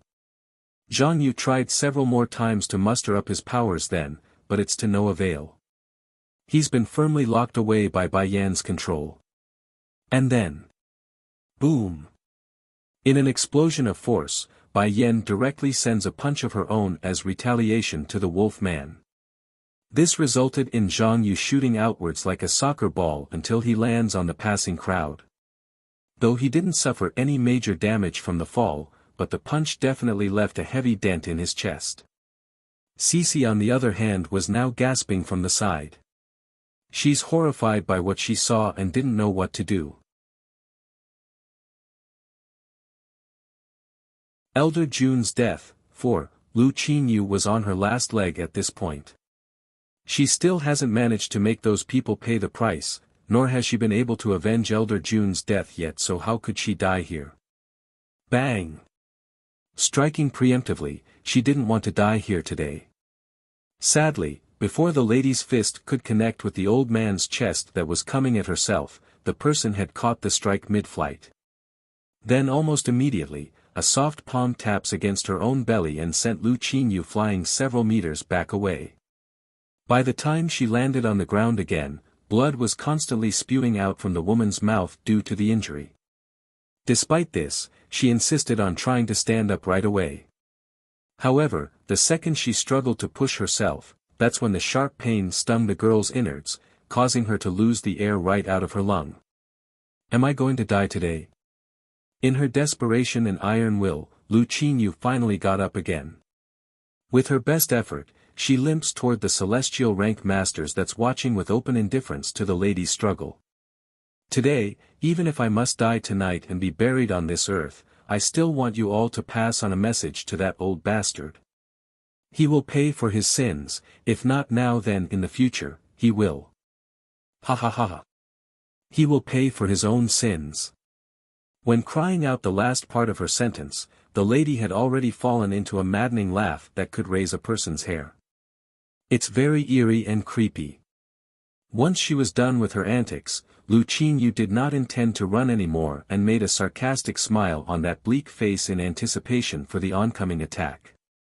Against this behavior, the pursuers didn't say much, only exchanging a glance among themselves before releasing a glow of green around their fists. They know very well what this girl could do or what she couldn't do. If they so much as slapped her with their current strength, it's still more than enough to kill her on the spot at this point. Who is so bold to fight at the demon realm's gate? If you people want to fight, then get lost, disturbance will not be tolerated. From out of the blue, an old and solemn voice rocks the air, deafening those who were unfortunate enough to be caught in its shockwave. Next second later after that statement, an old figure gradually emerges from the void and left the pursuers stunned for a brief moment. They never thought someone from the demon realm would show up here. This is the spirit realm's private business, do not interfere. One of them speaks up after deliberating on what their options are. It's not that they're afraid of the newcomer, they're also celestial rank cultivators of course, but this wasn't the right timing to start a war with the demon realm. At least not in the open yet. Lu Qinyu on the other hand didn't care what her enemies were thinking. In her view, this stranger was her salvation and the light in her eyes immediately began to burn with life. Nearly shouting in her voice due to the excitement, "This demon senior, I am Lu Qinyu, a subordinate of your queen. Please save me." That did it. Right before the newcomer wanted to leave, he stopped after hearing the lady's screaming plea. Turning to stare down at the female, a frown appears on that old face. "Did you just say our queen is your mistress?" Nodding fast to answer, "I've already submitted myself to her before. Her Highness can prove my identity. I beg you, please save me, these people want to kill me." Those pursuers never expected Lu Qinyu would be related to Bai Yan. Exchanging a look between themselves for the second time, they were of the same opinion and that they couldn't wait any longer. Whether this newcomer was dangerous or not, it doesn't matter. Their only mission was to kill the lady and that's exactly what they are going to do. However, right before the group could rush in front to pummel that body to mush, the old senior in the air finally took action. In a flash, he was now in front of Lu Qinyu's presence and blocked off any chance for these men to reap the girl's life. Elder Jun's death. 5. With a banging sound of explosive nature, the force from the old senior's punch promptly flew towards the nearest pursuer, causing that unfortunate individual to blow apart from the chest area and allowing the blood to spray out like a fountain. As for the remaining two poor fools, they are also too late to flee. Before they could react or know what's happening, a razor-sharp blade that looked like a claw had swiped across their belly, causing their innards to fall out and creating a grotesque scene of gore. Upon witnessing how easily the three had fallen while she herself fled like a frightened rabbit earlier, Lu Qinyu didn't know what else to say. One thing's certain though, she doesn't need to run anymore nor does she need to fear at this point. Arching her fist to show respect, "Thank you for the generous save, sir. You just said you're our queen's servant?" The old man furrows that brow as he spoke. "I hope you are not lying to me, otherwise I will make your death even worse than these people." "Do not worry, sir, you will know I'm speaking the truth as soon as we meet Her Highness." Only with that promise did the senior release the frown. "You don't need to keep calling me sir. I am first elder of the demon realm, so you can call me that. By the way, why are these people hunting you?" Lu Qinyu's body quivered for a second upon remembering her goal. That face showing a touch of hate as she spoke. "I am the Spirit Lord's daughter. Not long ago because I was fed a type of poison, I am now Her Highness's servant." She made no effort to hide the part about her origin.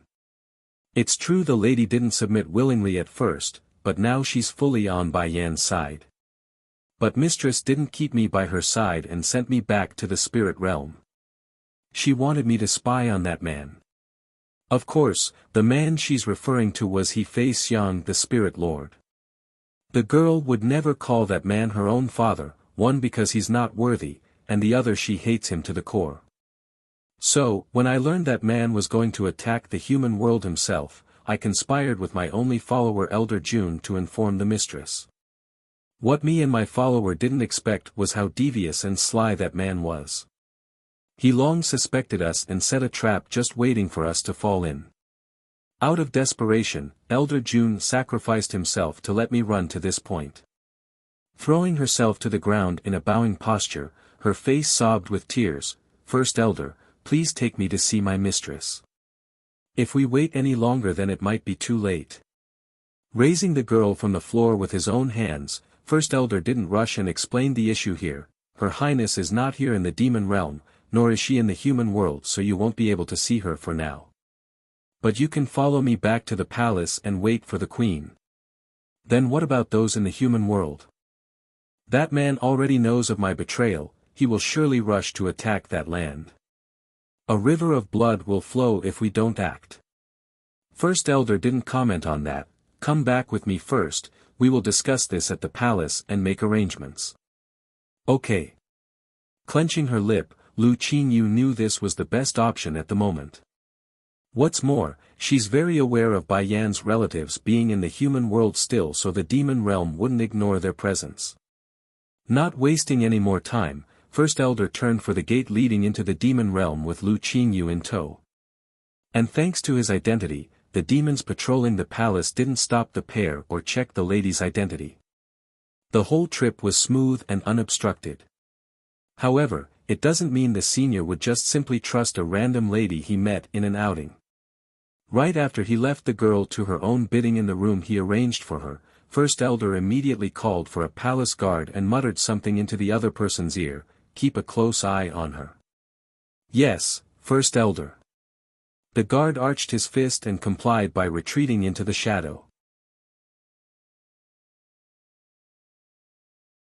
P1, Elder June's death. 6. It's right as the palace guard was about to leave that he called out again, "Hold on, go call the rest of the elders from the council, I have something to discuss with them." "Yes, Elder."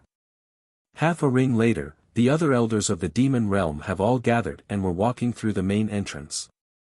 It's obvious they still didn't know what's happening because their faces were filled with smiles.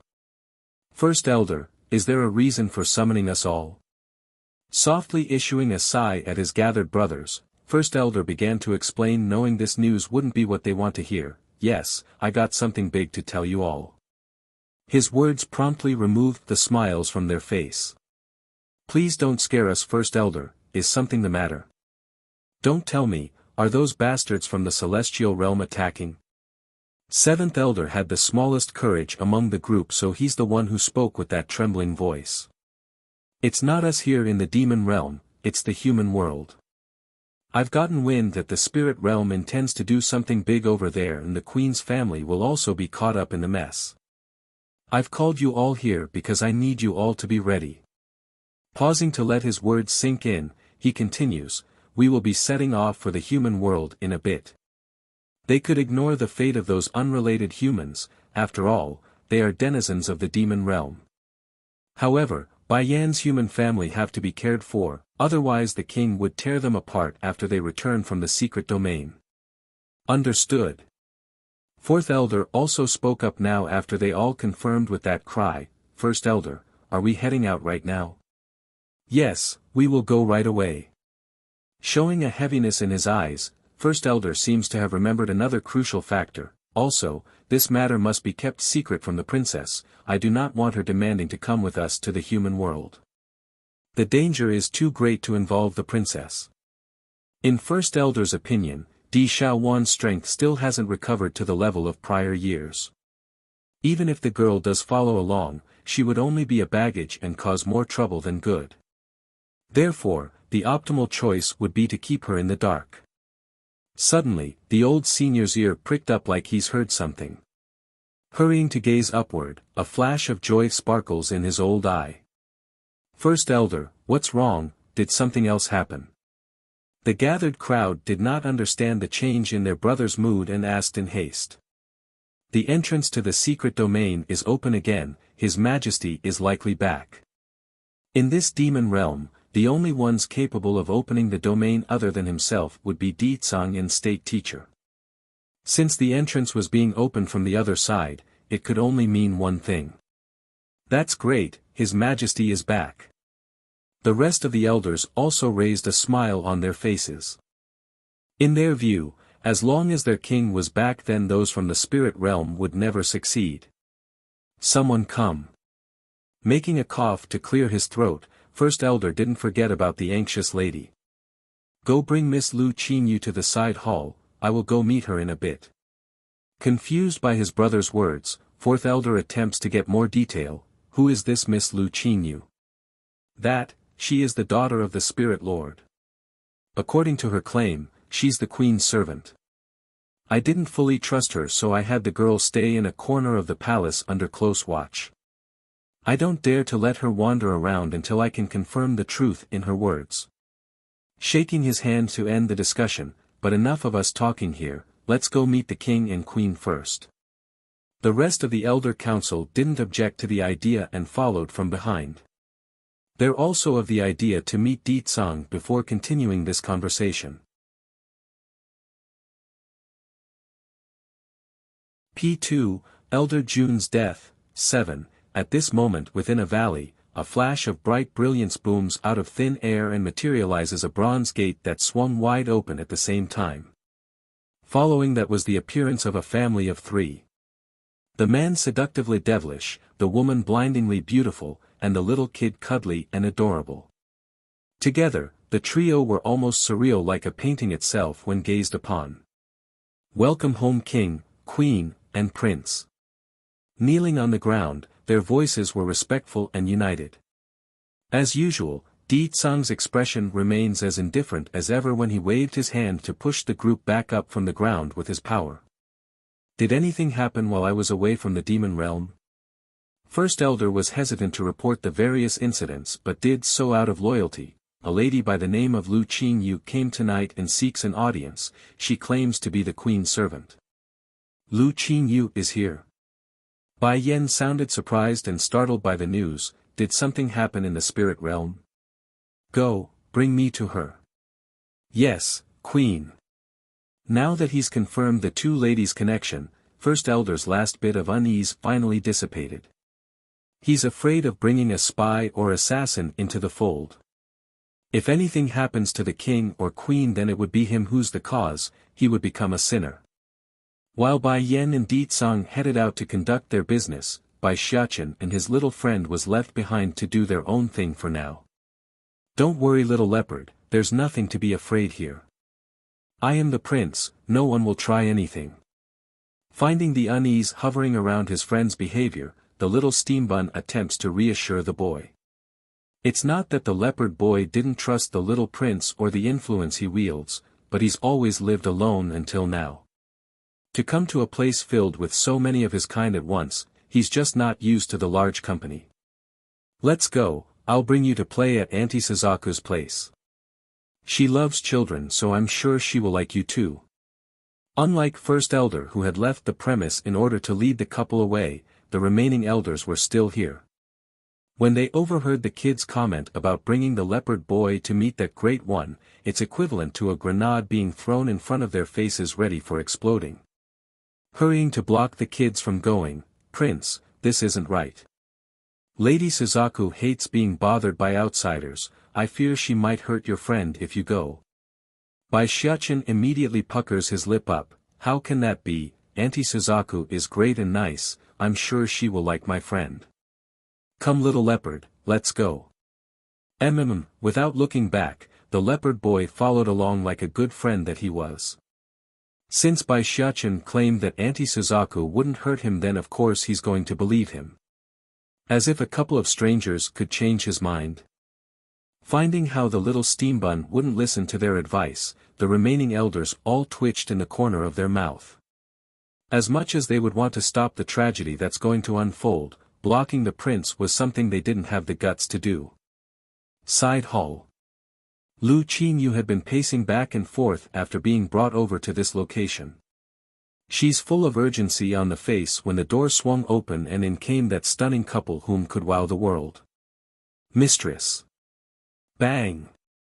Not a hint of hesitation, she plops to the ground into a kneeling position, her face full of tears as that shoulder quivered with emotion. You're finally back, growing serious on the face as well. Bai Yen knew this couldn't be good and asked with sternness, what happened? With biting lips, that man is already rushing towards the human world with most of his main fighting force. Mistress, if we don't do something soon it will be too late. What? Trembling from the shock, Bai Yen nearly stumbled over when she took a step backwards. Fortunately Di Tsang was around. Right as the woman's about to tip over, his hands immediately reached around to catch her by the shoulder.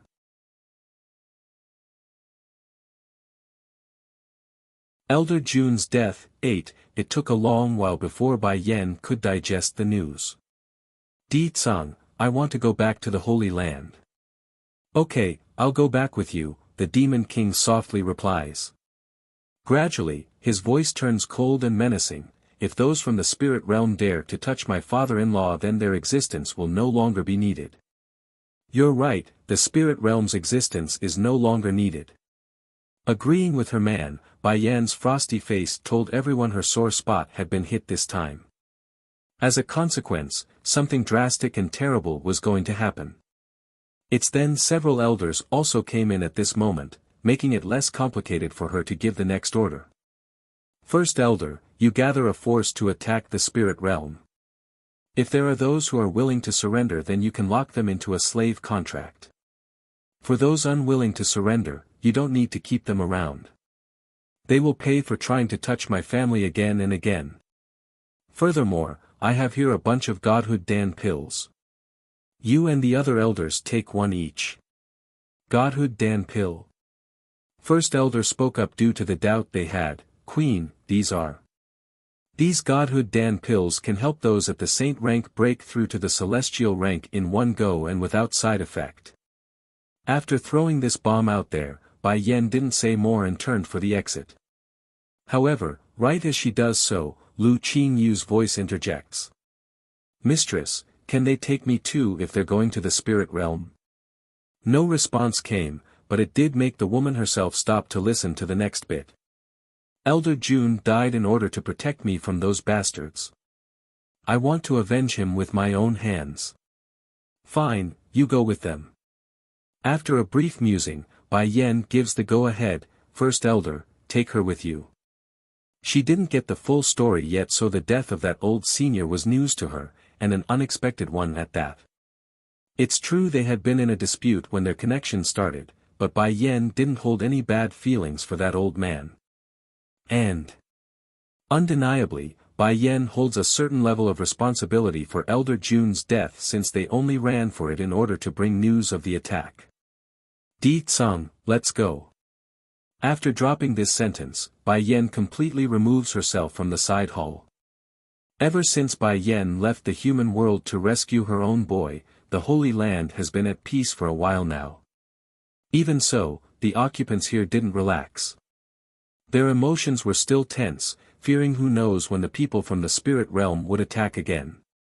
Sure enough, on this bright sunny day, a dragon flying through the sky had shattered this calm with his outcry. Not good. Not good. Those people from the spirit realm are coming again. Everyone hide. Just like the huge fella, the rest of the demons patrolling the Holy Land's grounds promptly broke through the main gateway and scrambled to find a hiding spot. They didn't want to die in vain. How many of them came this time? Lord Chu Ran goes white as well when inquiring for more detail.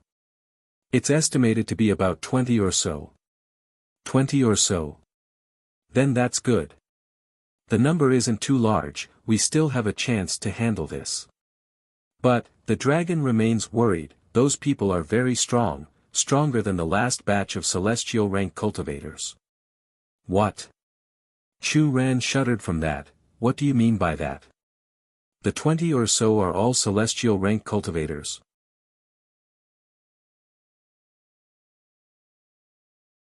Elder Jun's death. 9. The dragon nodded while his tone remains unsure. How can we resist with that many celestial rank cultivators? Even if there are Sir Little Rice and Lady Tsing Yi here, we still wouldn't be able to fend off that many. Lord Chu Ran remained silent for a while.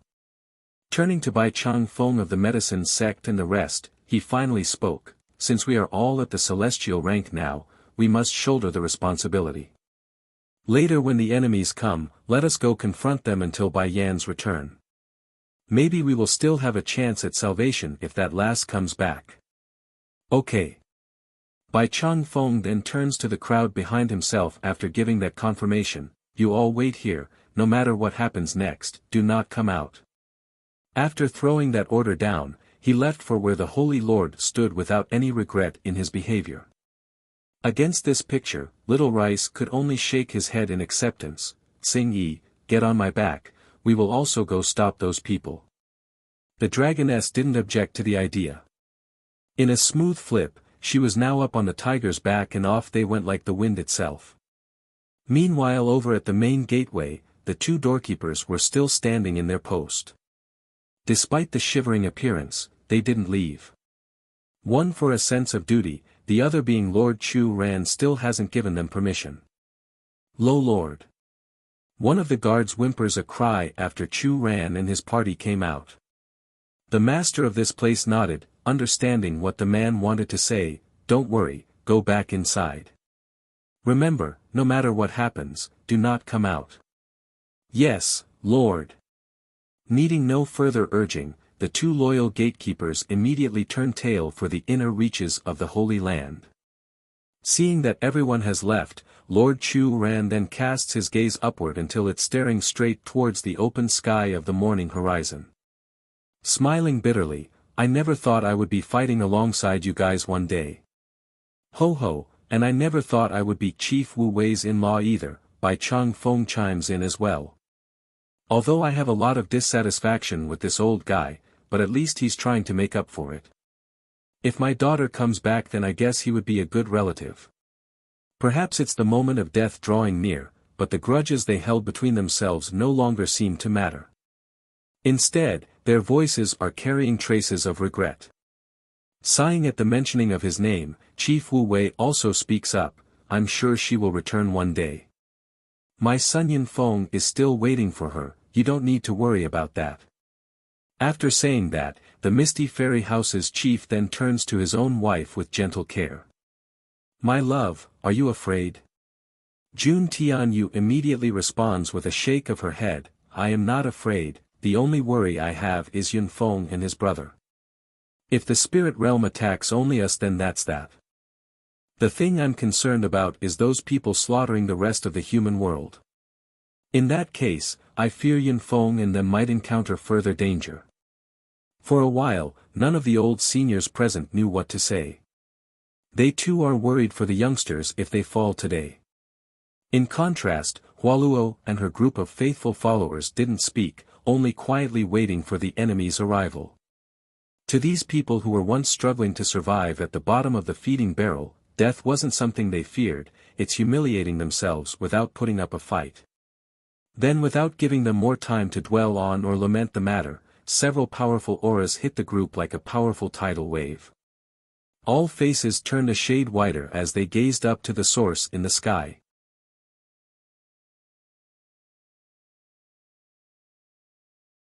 Elder Jun's death, 10, in the endless sky, more than 24 figures stands floating there against the bristling breeze.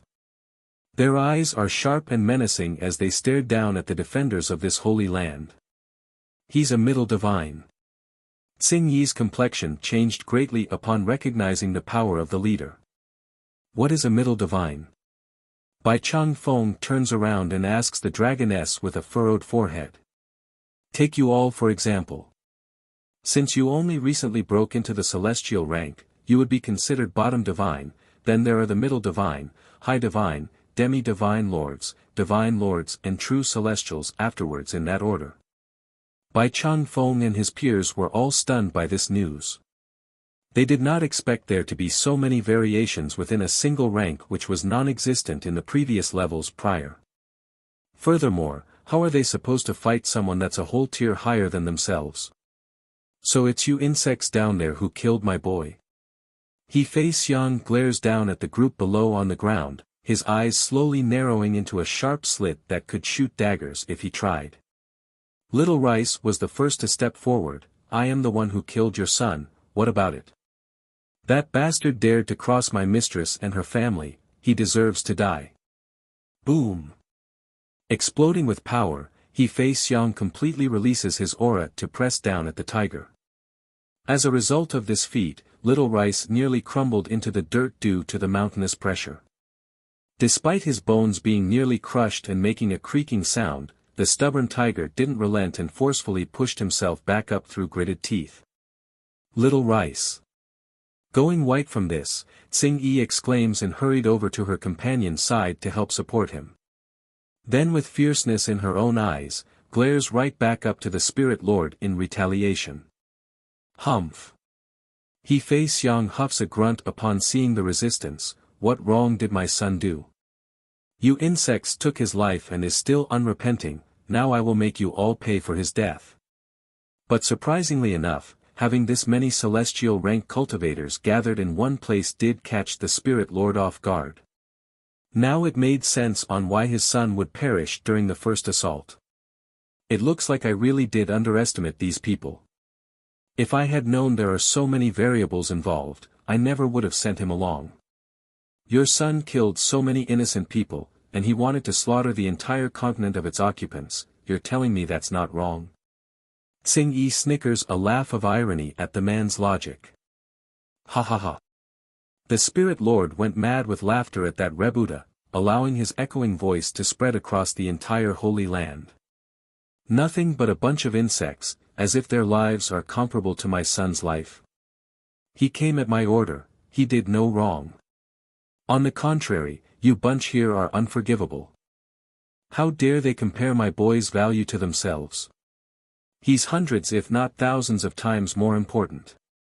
Spirit Lord, one of the old elderly attackers spoke up then, I get the sense that they're trying to stall for time.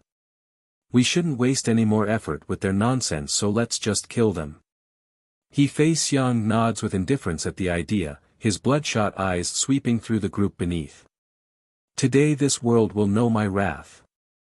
I will use the blood of all your lives to honor my son. Lord Chu Ran of the Holy Land knew a battle was inevitable at this point. Taking a deep breath, he draws his long sword and charged for the group of attackers that's also moving for his position after they got permission to begin.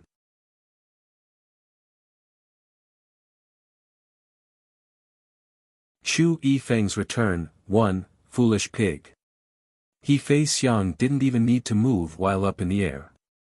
While he snickered a laugh, a huge shockwave suddenly explodes out of his body and smacks right into Lord Chu Ran's chest, sending the other fella falling right back down to the dirt. Chu Ran. Bai Chang Feng and the others exclaimed with great fright at this scene. The poor man was puking blood like a fountain and they feared he might die at any second. Thankfully the group still had the healing pills Bai Yen left for them and that stabilized Chu Ran's condition after taking one. Not going to bother with the fool who dared to challenge his might, He Fei Xiang returns his gaze over to the tiger. This white tiger killed my son, he will be the first to suffer. As for the rest of you here, I will personally deal with you all afterwards. Oomph. Wiping the blood from the mouth, Lord Chu Ran forces his own aching body up to put up a stand. Even if we all die together today, someone will eventually come avenge us. When that happens, I will have nothing to complain, ha ha ha. Besides, your son's death is inseparably related to me. Said the Holy Lord with a sarcastic tone, if you have the ability then come kill me first, I have never cowered before anyone. The provocation infuriated the Spirit Lord and definitely irked the man's ego. Did you not say you're going to avenge your son? Come on, I'm right here. If you got the ability then come kill me. Chu Ran. Going white in the face, Bai Chang Feng hurries to pull at his peer's arm. Whispering, have you gone crazy? This is not the time to be getting rash and running out on your own. Furthermore, what's with the provocation, you don't want to live or something? Chu Ran smiled bitterly in response. Last time my holy land got lucky and the reinforcements from the demon realm came in time, but it's obvious we won't have such luck today. It's as the Holy Lord says. The last time they only managed to bide for time due to the island's barrier. Without that option available, what other choice do they have besides hard resistance? Sure enough, the medicine lord releases his grip around the man's arm and made a bittersweet smile of his own. To Bai Chang Feng, he's experienced many dangers over his long lifetime, but to be taken down like this was just sad for him. Turning back up to the old man in the air, Chu Ran continues to make his stand. Come then, I can bear anything you can throw. To this lord and master of the Holy Land, he's never feared death. However, if he had anything to say he couldn't let go, it would be his 2 children. Closing those eyes to reminisce on Chu Yifeng and Chu Yi's face in his mind, the man immediately shoots them back open with absolute determination. Ho ho! The spirit lord bit the bait as expected. Snickering with anger, you want to die? Fine, I will oblige your request in full. Boom! In an instant, the man's body transformed into a gushing storm as he swooped downwards for Chu Ran's head. However, despite the Holy Lord not moving and having his eyes closed to anticipate the oncoming punches, nothing came. Seconds later, finding it to be quite off, Chu Ran slowly opened his eyes again to an unbelievable scene.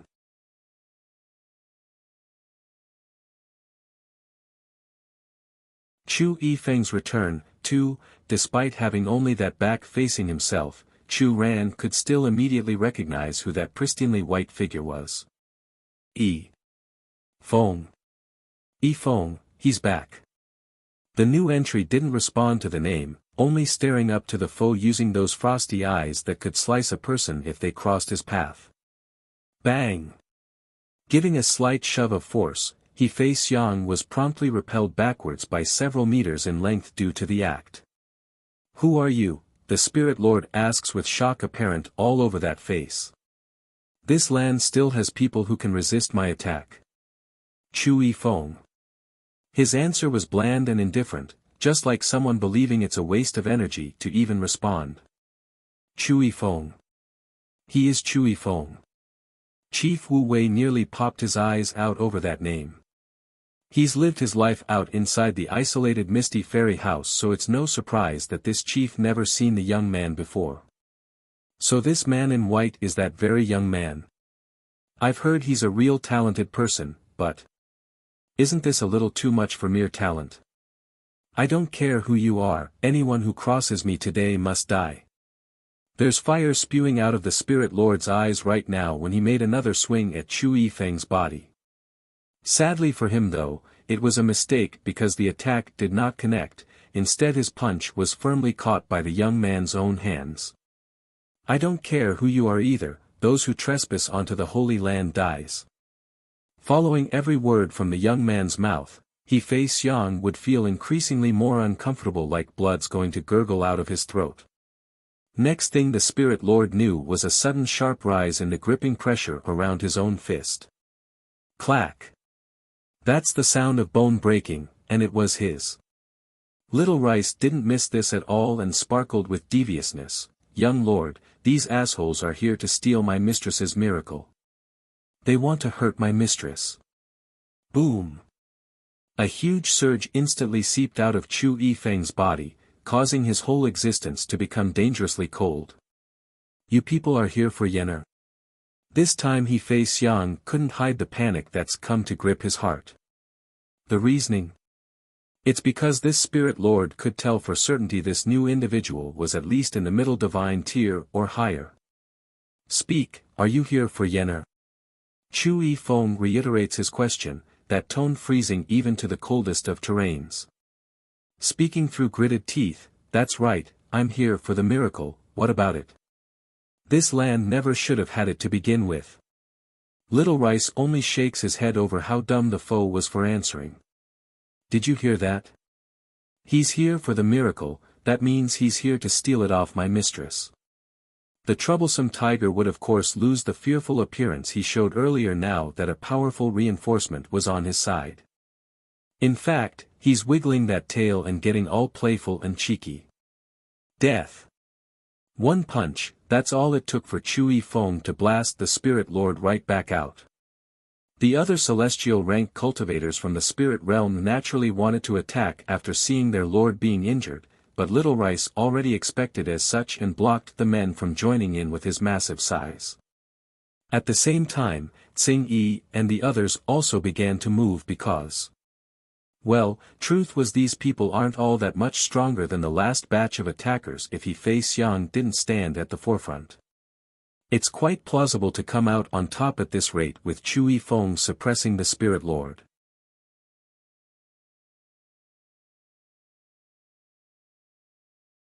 Chu Yifeng's return. 3. Chu Yifeng's arrival has completely turned the tide in the Holy Land's favor.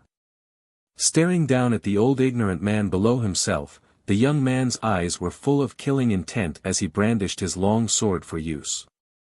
I will make sure you regret ever going after her, now die.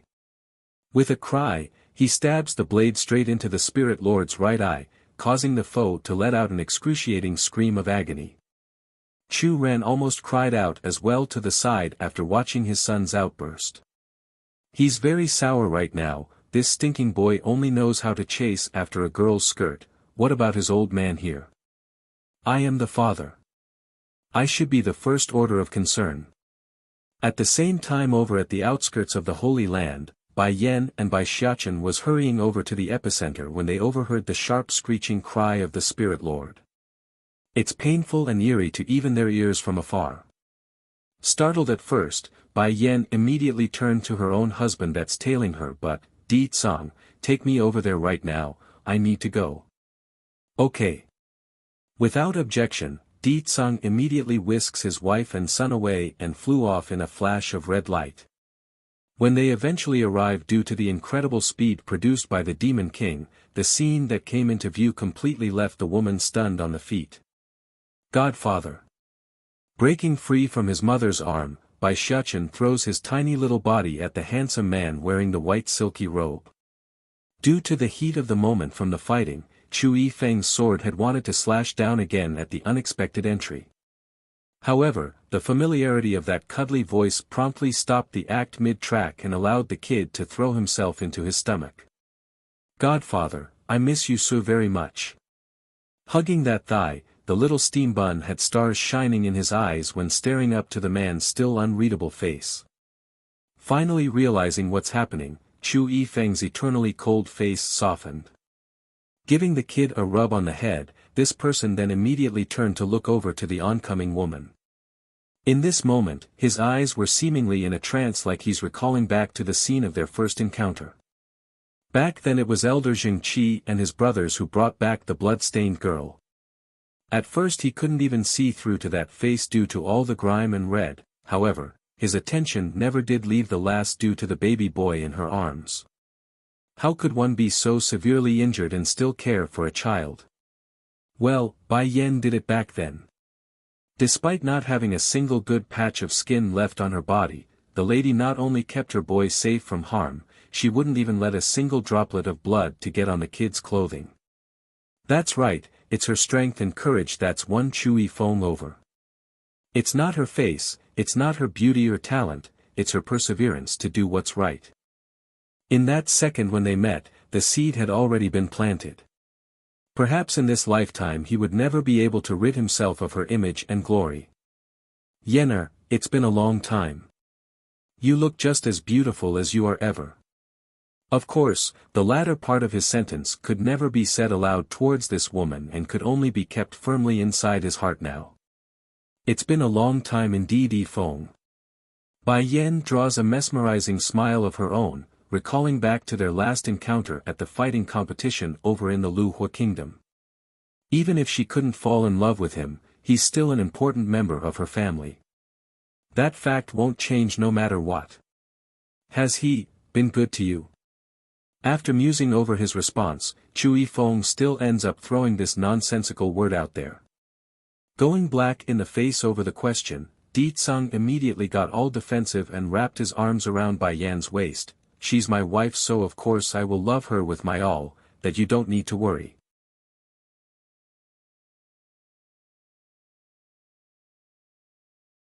Chu Yifeng's return, for, as if he's unable to hear the Demon King's words, Chu Yifeng's focus remains entirely on Bai Yan's body. To him, it's as if the world doesn't exist and only this woman does. Not minding the extra attention, Bai Yan knew she must first appease Di Tsang's hand before turning back to the kind man. Smiling on the face, Yifeng, you don't need to worry about me, he's been very good so far. Also, I'm pregnant with another child again. The news instantly made Chu Yifeng's hand tightly grasp into a ball.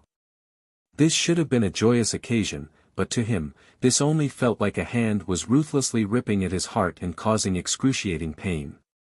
But in order to not make the woman in front of himself worry, his handsome and pristine face only showed a gentle smile. Then I am happy for you.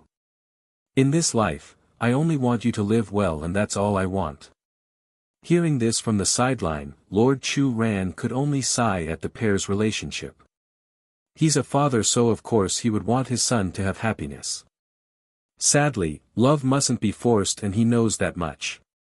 What a shame this is. Yenner, what did you just say? You're pregnant again. Bai Changfeng apparently forgot the situation they're all in and stepped out to ask, his voice trembling with excitement. It wouldn't be that you are deceiving us old guys, right? Bai Yan chuckled at her grandfather's outburst. However, before she could respond to that doubt, the little steam bun had already broke away from Chu Yifeng's leg and cocked his tiny head upwards with a proud face. Mother is pregnant with a little sister, my little sister. I will protect my little sister from now on and not let those bad people hurt her. Especially baddies like Baddie Father, I will protect my little sister from people like that. The poor woman almost wanted to cry at her boy's logic. Bai Yan could already see her future son-in-law being driven away and knocked to level. An overbearing father-in-law, a brother-in-law with a little sister complex, who could handle such a relationship? In the end, the one to suffer would be her own daughter, the future baby that's going to come into this world. Lord Chu Ran, grandfathers, grandmother, and my Shifus, are any of you injured? Asked Bai Yan with an apologetic face for coming late. Bai Changfeng shakes his head at the inquiry. It's thanks to young Yifeng over there who came in time. Thanks to him, none of us is hurt. He didn't need to elaborate on what comes next because everyone knew the other outcome would only be negative. They really need to give thanks to the young man afterwards, they owe him their life. Eased by the confirmation, Bai Yan figured it's time she dealt with the one who caused all this. Smirking at the injured He-Face Yang, so you're the spirit lord? The old man shuddered at being their focus. He-Face Yang had already recognized Di Tsang's identity as soon as the Demon King made his appearance, so he didn't say nothing. Di Tsang, help me abolish his strength and then have someone send him back to the spirit realm. Bai Yan spells out her wish, leaving her grandfather and the rest confused as to what she intends to accomplish by doing so. Contrary to the confusion felt by the others, He-Face Yang on the other hand only felt a ray of light shining down on his injured self that was missing an eye. Is this woman going to let me go? Bai Yan didn't explain though despite all the looks coming her way. Making a lazy stretch, I am tired so I'll go rest first. Xiachen, let's go. Okay. The little steam bun didn't delay and hurried back to his mother's side, that face showing innocence and joy at being able to share a bed with Bai Yan again. As for the remaining celestial ranks here, grandfather, you and the rest can handle them. This is a good chance for you all to test your strength for consolidation.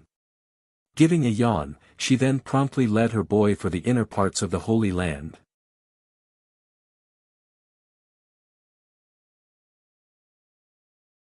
Chu Yifeng's return, 5. After testing herself and discovering she's pregnant, Bai Yan has gotten into the habit of taking naps whenever possible. Sadly, regardless of how much she sleeps, that endless fatigue just couldn't go away. This little one in my tummy, it can't be a lazy one, right? Rubbing her own abdomen, a faint smile slowly evokes out of Bai Yan's face. If not, then how else was she supposed to explain her current condition of being so sleep-prone? Mother, it's fine if my little sister is lazy. If she doesn't want to walk, then I'll carry her. If she wants to sleep then I will keep her company. If she doesn't want to eat then I'll feed her. You mustn't ditch her just because she's lazy. Out of fear for Bai Yan abandoning the unborn baby, Bai Xiachen hurried to beg in place of his expected sister. But what if it's a little brother? She asks with amusement all over her voice. The little steam bun didn't reply right away.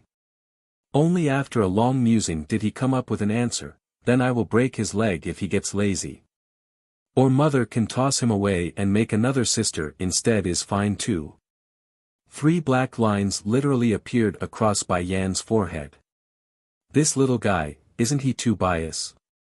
Scraping the boy's nose in a doting manner, didn't you say you want a little brother to help you manage the demon realm? If he's lazy then he won't be willing to be the crown prince. In that case, I won't be able to accompany my little sister to wander the world and enjoy the various places. If not, why don't mother make another that's less lazy? For Bai Xiachen, a little sister must be used to dote, while a little brother could only be used to abuse. If this baby really is a boy then he will cry if he hears your word, Bai Yan said with a sigh. Tilting his head in a pondering manner, the little steam bun suddenly lights up with a light bulb hovering above his head. In that case I won't beat him at least. If mother tosses him then I will just go pick him back up. No big deal. I can always make him wear a dress and put on makeup. Using him to practice is not bad, it will give me experience for my future little sister. A puff of mushroom smoke explodes out of Bai Yan's head right then and there. For a second, she's discovered how difficult it would be for her second child if it's really a boy. It's going to be bad enough having Deetsung and this little steam bun being so gender biased, but this was too much. But a really sweet smile comes off of the boy as he reached up with his hands to touch her belly. The baby will definitely be a sister. Little sister already told me she's coming so it can't be anything else. Finding how stubborn her son was about the gender, Bai Yan knew it's pointless to argue. Pinching the kid's cheek, all right, it's a little sister like you say. Gleefully showing his teeth in that smile, Bai Xiachen began to swing his mother's arm around as he spoke. Mother, I will properly teach my little brother when you get one in the future, I will teach him how to protect my little sister together. Okay, your little sister's safety will be in your hands. Greatly enjoying herself as well, Bai Yan tickles her boy's nose before giving her following instruction, Xiachen, go call Dragony and them over. Oh yes, call Mo Li Shang, handsome youth, as well. Okay, mother. With a pop, the little steam bun sneakily gives her face a kiss before running off with his little legs in the other direction. Watching her son's behavior, Bai Yan just couldn't resist a chuckle as she rubbed her own belly. I wonder how disappointed he will be if this child is not a girl. Just when the lady was busy pondering on the idea, Bai Xiachen had already returned with the group like she asked. However, it's far faster than she expected, clearly they were nearby to begin with. Dragony, you mustn't bump into my mother, she's now pregnant with my little sister so you must be gentle. Bai Xiachen comments upon seeing how the little missy was about to rush at Bai Yan out of excitement. Elated with joy on the face, Dragony cries out with glee as well, really? Mother, you really have a baby?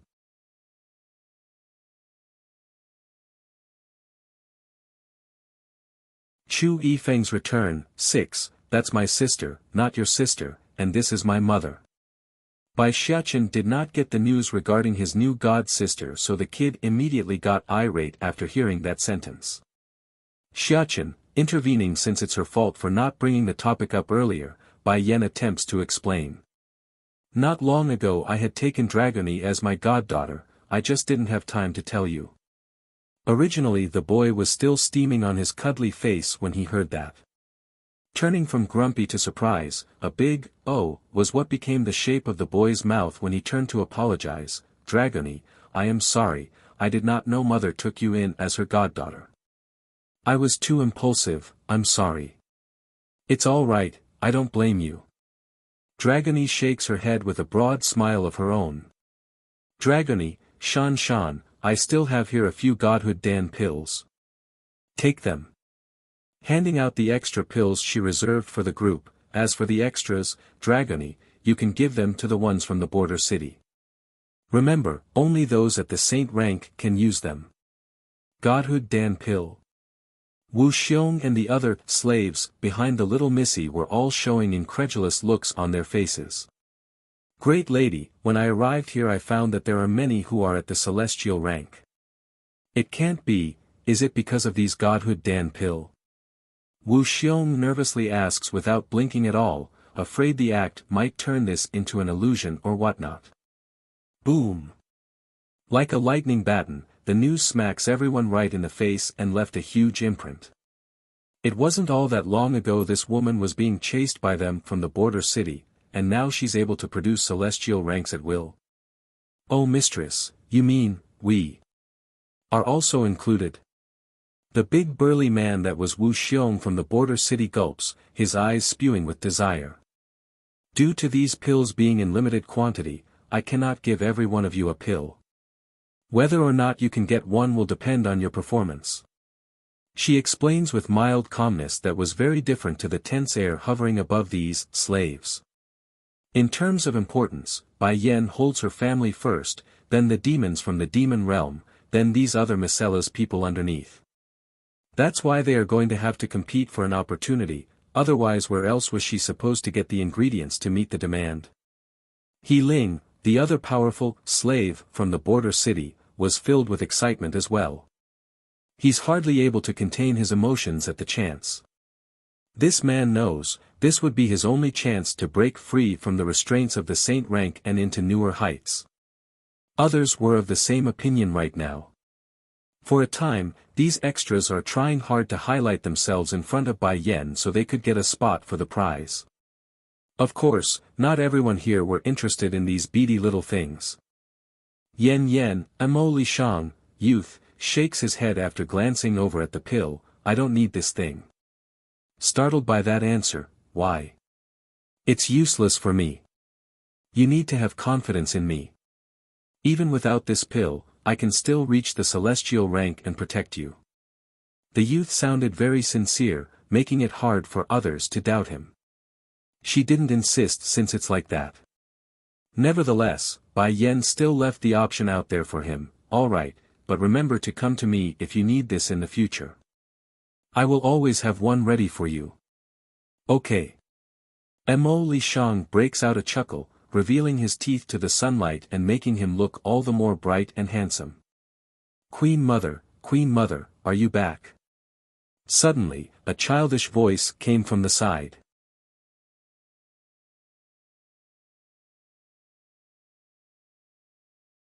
Chu Yifeng's return, 7. When Bai Yen turned to face the source, all she saw was a dolly-looking child toddling over to her location with a very thick smile on that face. And due to how short his legs were, the dolly boy would always look like he's bouncing around when running, making him appear extremely cute to the onlookers. First giving the pregnant lady a huge hug on the thigh, then turning for the little missy, Dragony, why are you always hiding from me? The human form piggy just didn't understand why the little missy would keep avoiding himself. He didn't do anything wrong.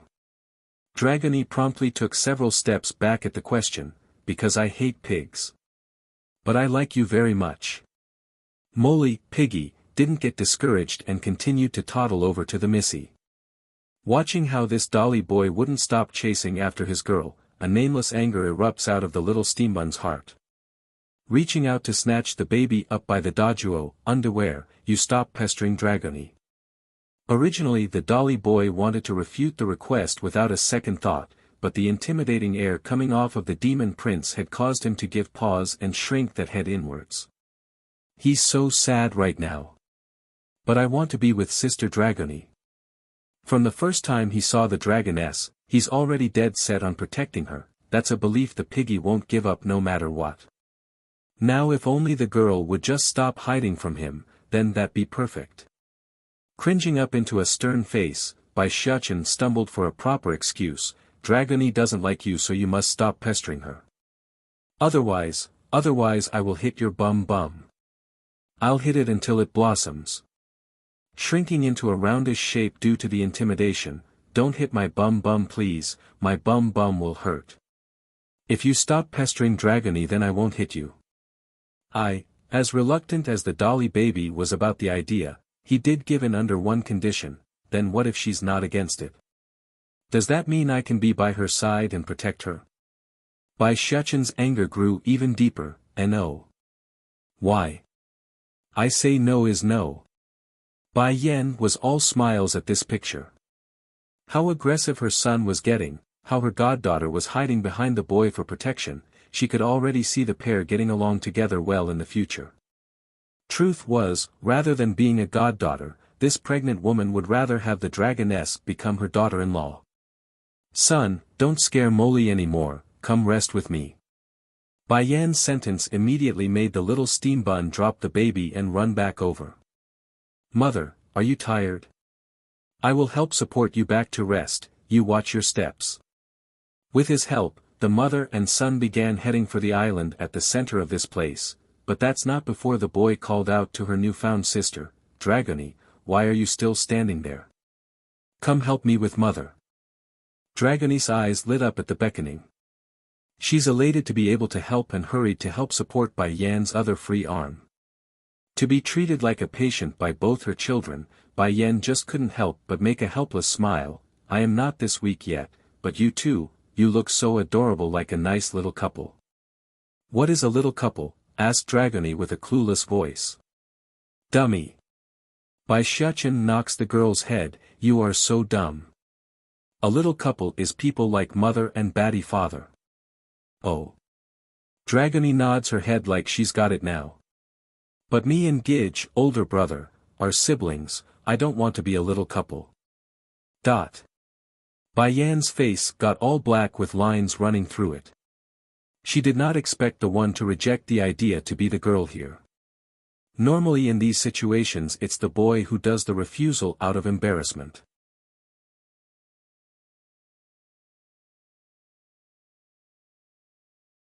Chu Yifeng's return, 8, Bai Xiaoqin also nods his little head in seeming agreement. Mother, Dragony is right, we are brother and sister so how can we be husband and wife? Wouldn't that be incest if we do so? Bai Yan's face grew even more black as her throat garbled for a proper response. It's as if a rock just got chugged down the poor mother's throat and left it there. Where did they learn such words? Moreover, they are not even related by blood. Since the two little fellas had no intent for each other then that's fine, it's not like Bai Yan must have them become a pair. After all, love mustn't be forced. Whatever they do would be their own choice in the future. Spirit Realm. Standing above in the bristling air, Lu Qingyu was currently gazing down at the crying and pleading group of people that once brought nightmare into her life. She's feeling absolutely refreshed and pleased to the point where her lips had curved into a grin. These people, they're finally getting retribution. This lady would never forget how these people treated her mother after she lost favor. The humiliation, the ridicules, and the laughs, those pictures would never leave Lu Qingyu's mind. But now, her revenge has come, and they are going to pay for everything. First Elder. Fourth Elder gallops over from the distance, his face smiling when reporting, we are almost done here with this group and some of them are willing to surrender to us. What should we do with them? Nodding in understanding, let them enter into a slave contract with me, I will let them live if so. On the contrary, if they refuse then kill them as is. All right. With the permission granted, Fourth Elder promptly went back to the holding compound to drag those who are willing to obey over. Many are shivering hard right now in front of all these demonic beasts parading around their location ready to tear into their bodies at the first sign of resistance. Heck, some were so scared at this point where their pants had started to urinate, thus creating a foul odor in the air. Everyone listen. Though faint, First Elder's voice was clear and thunderous when speaking to these frightened captives. If you want to live then be contracted by a slave contract, otherwise your other option will be death on the spot. No rejection came from the gathered crowd at the threat. They're all trembling and hanging their heads low due to the fear they felt. Seeing how there's no struggle, the elder promptly released his aura to blanket over the bunch. Very soon, the ritual for the binding was beginning to materialize and bond with their souls. Exhaling a long breath after the deed was done, "All right, you will all come back with us to the demon realm as slaves for life. This spirit realm will no longer exist." But right as he's about to turn and leave, something unexpected occurred and interrupted his departure.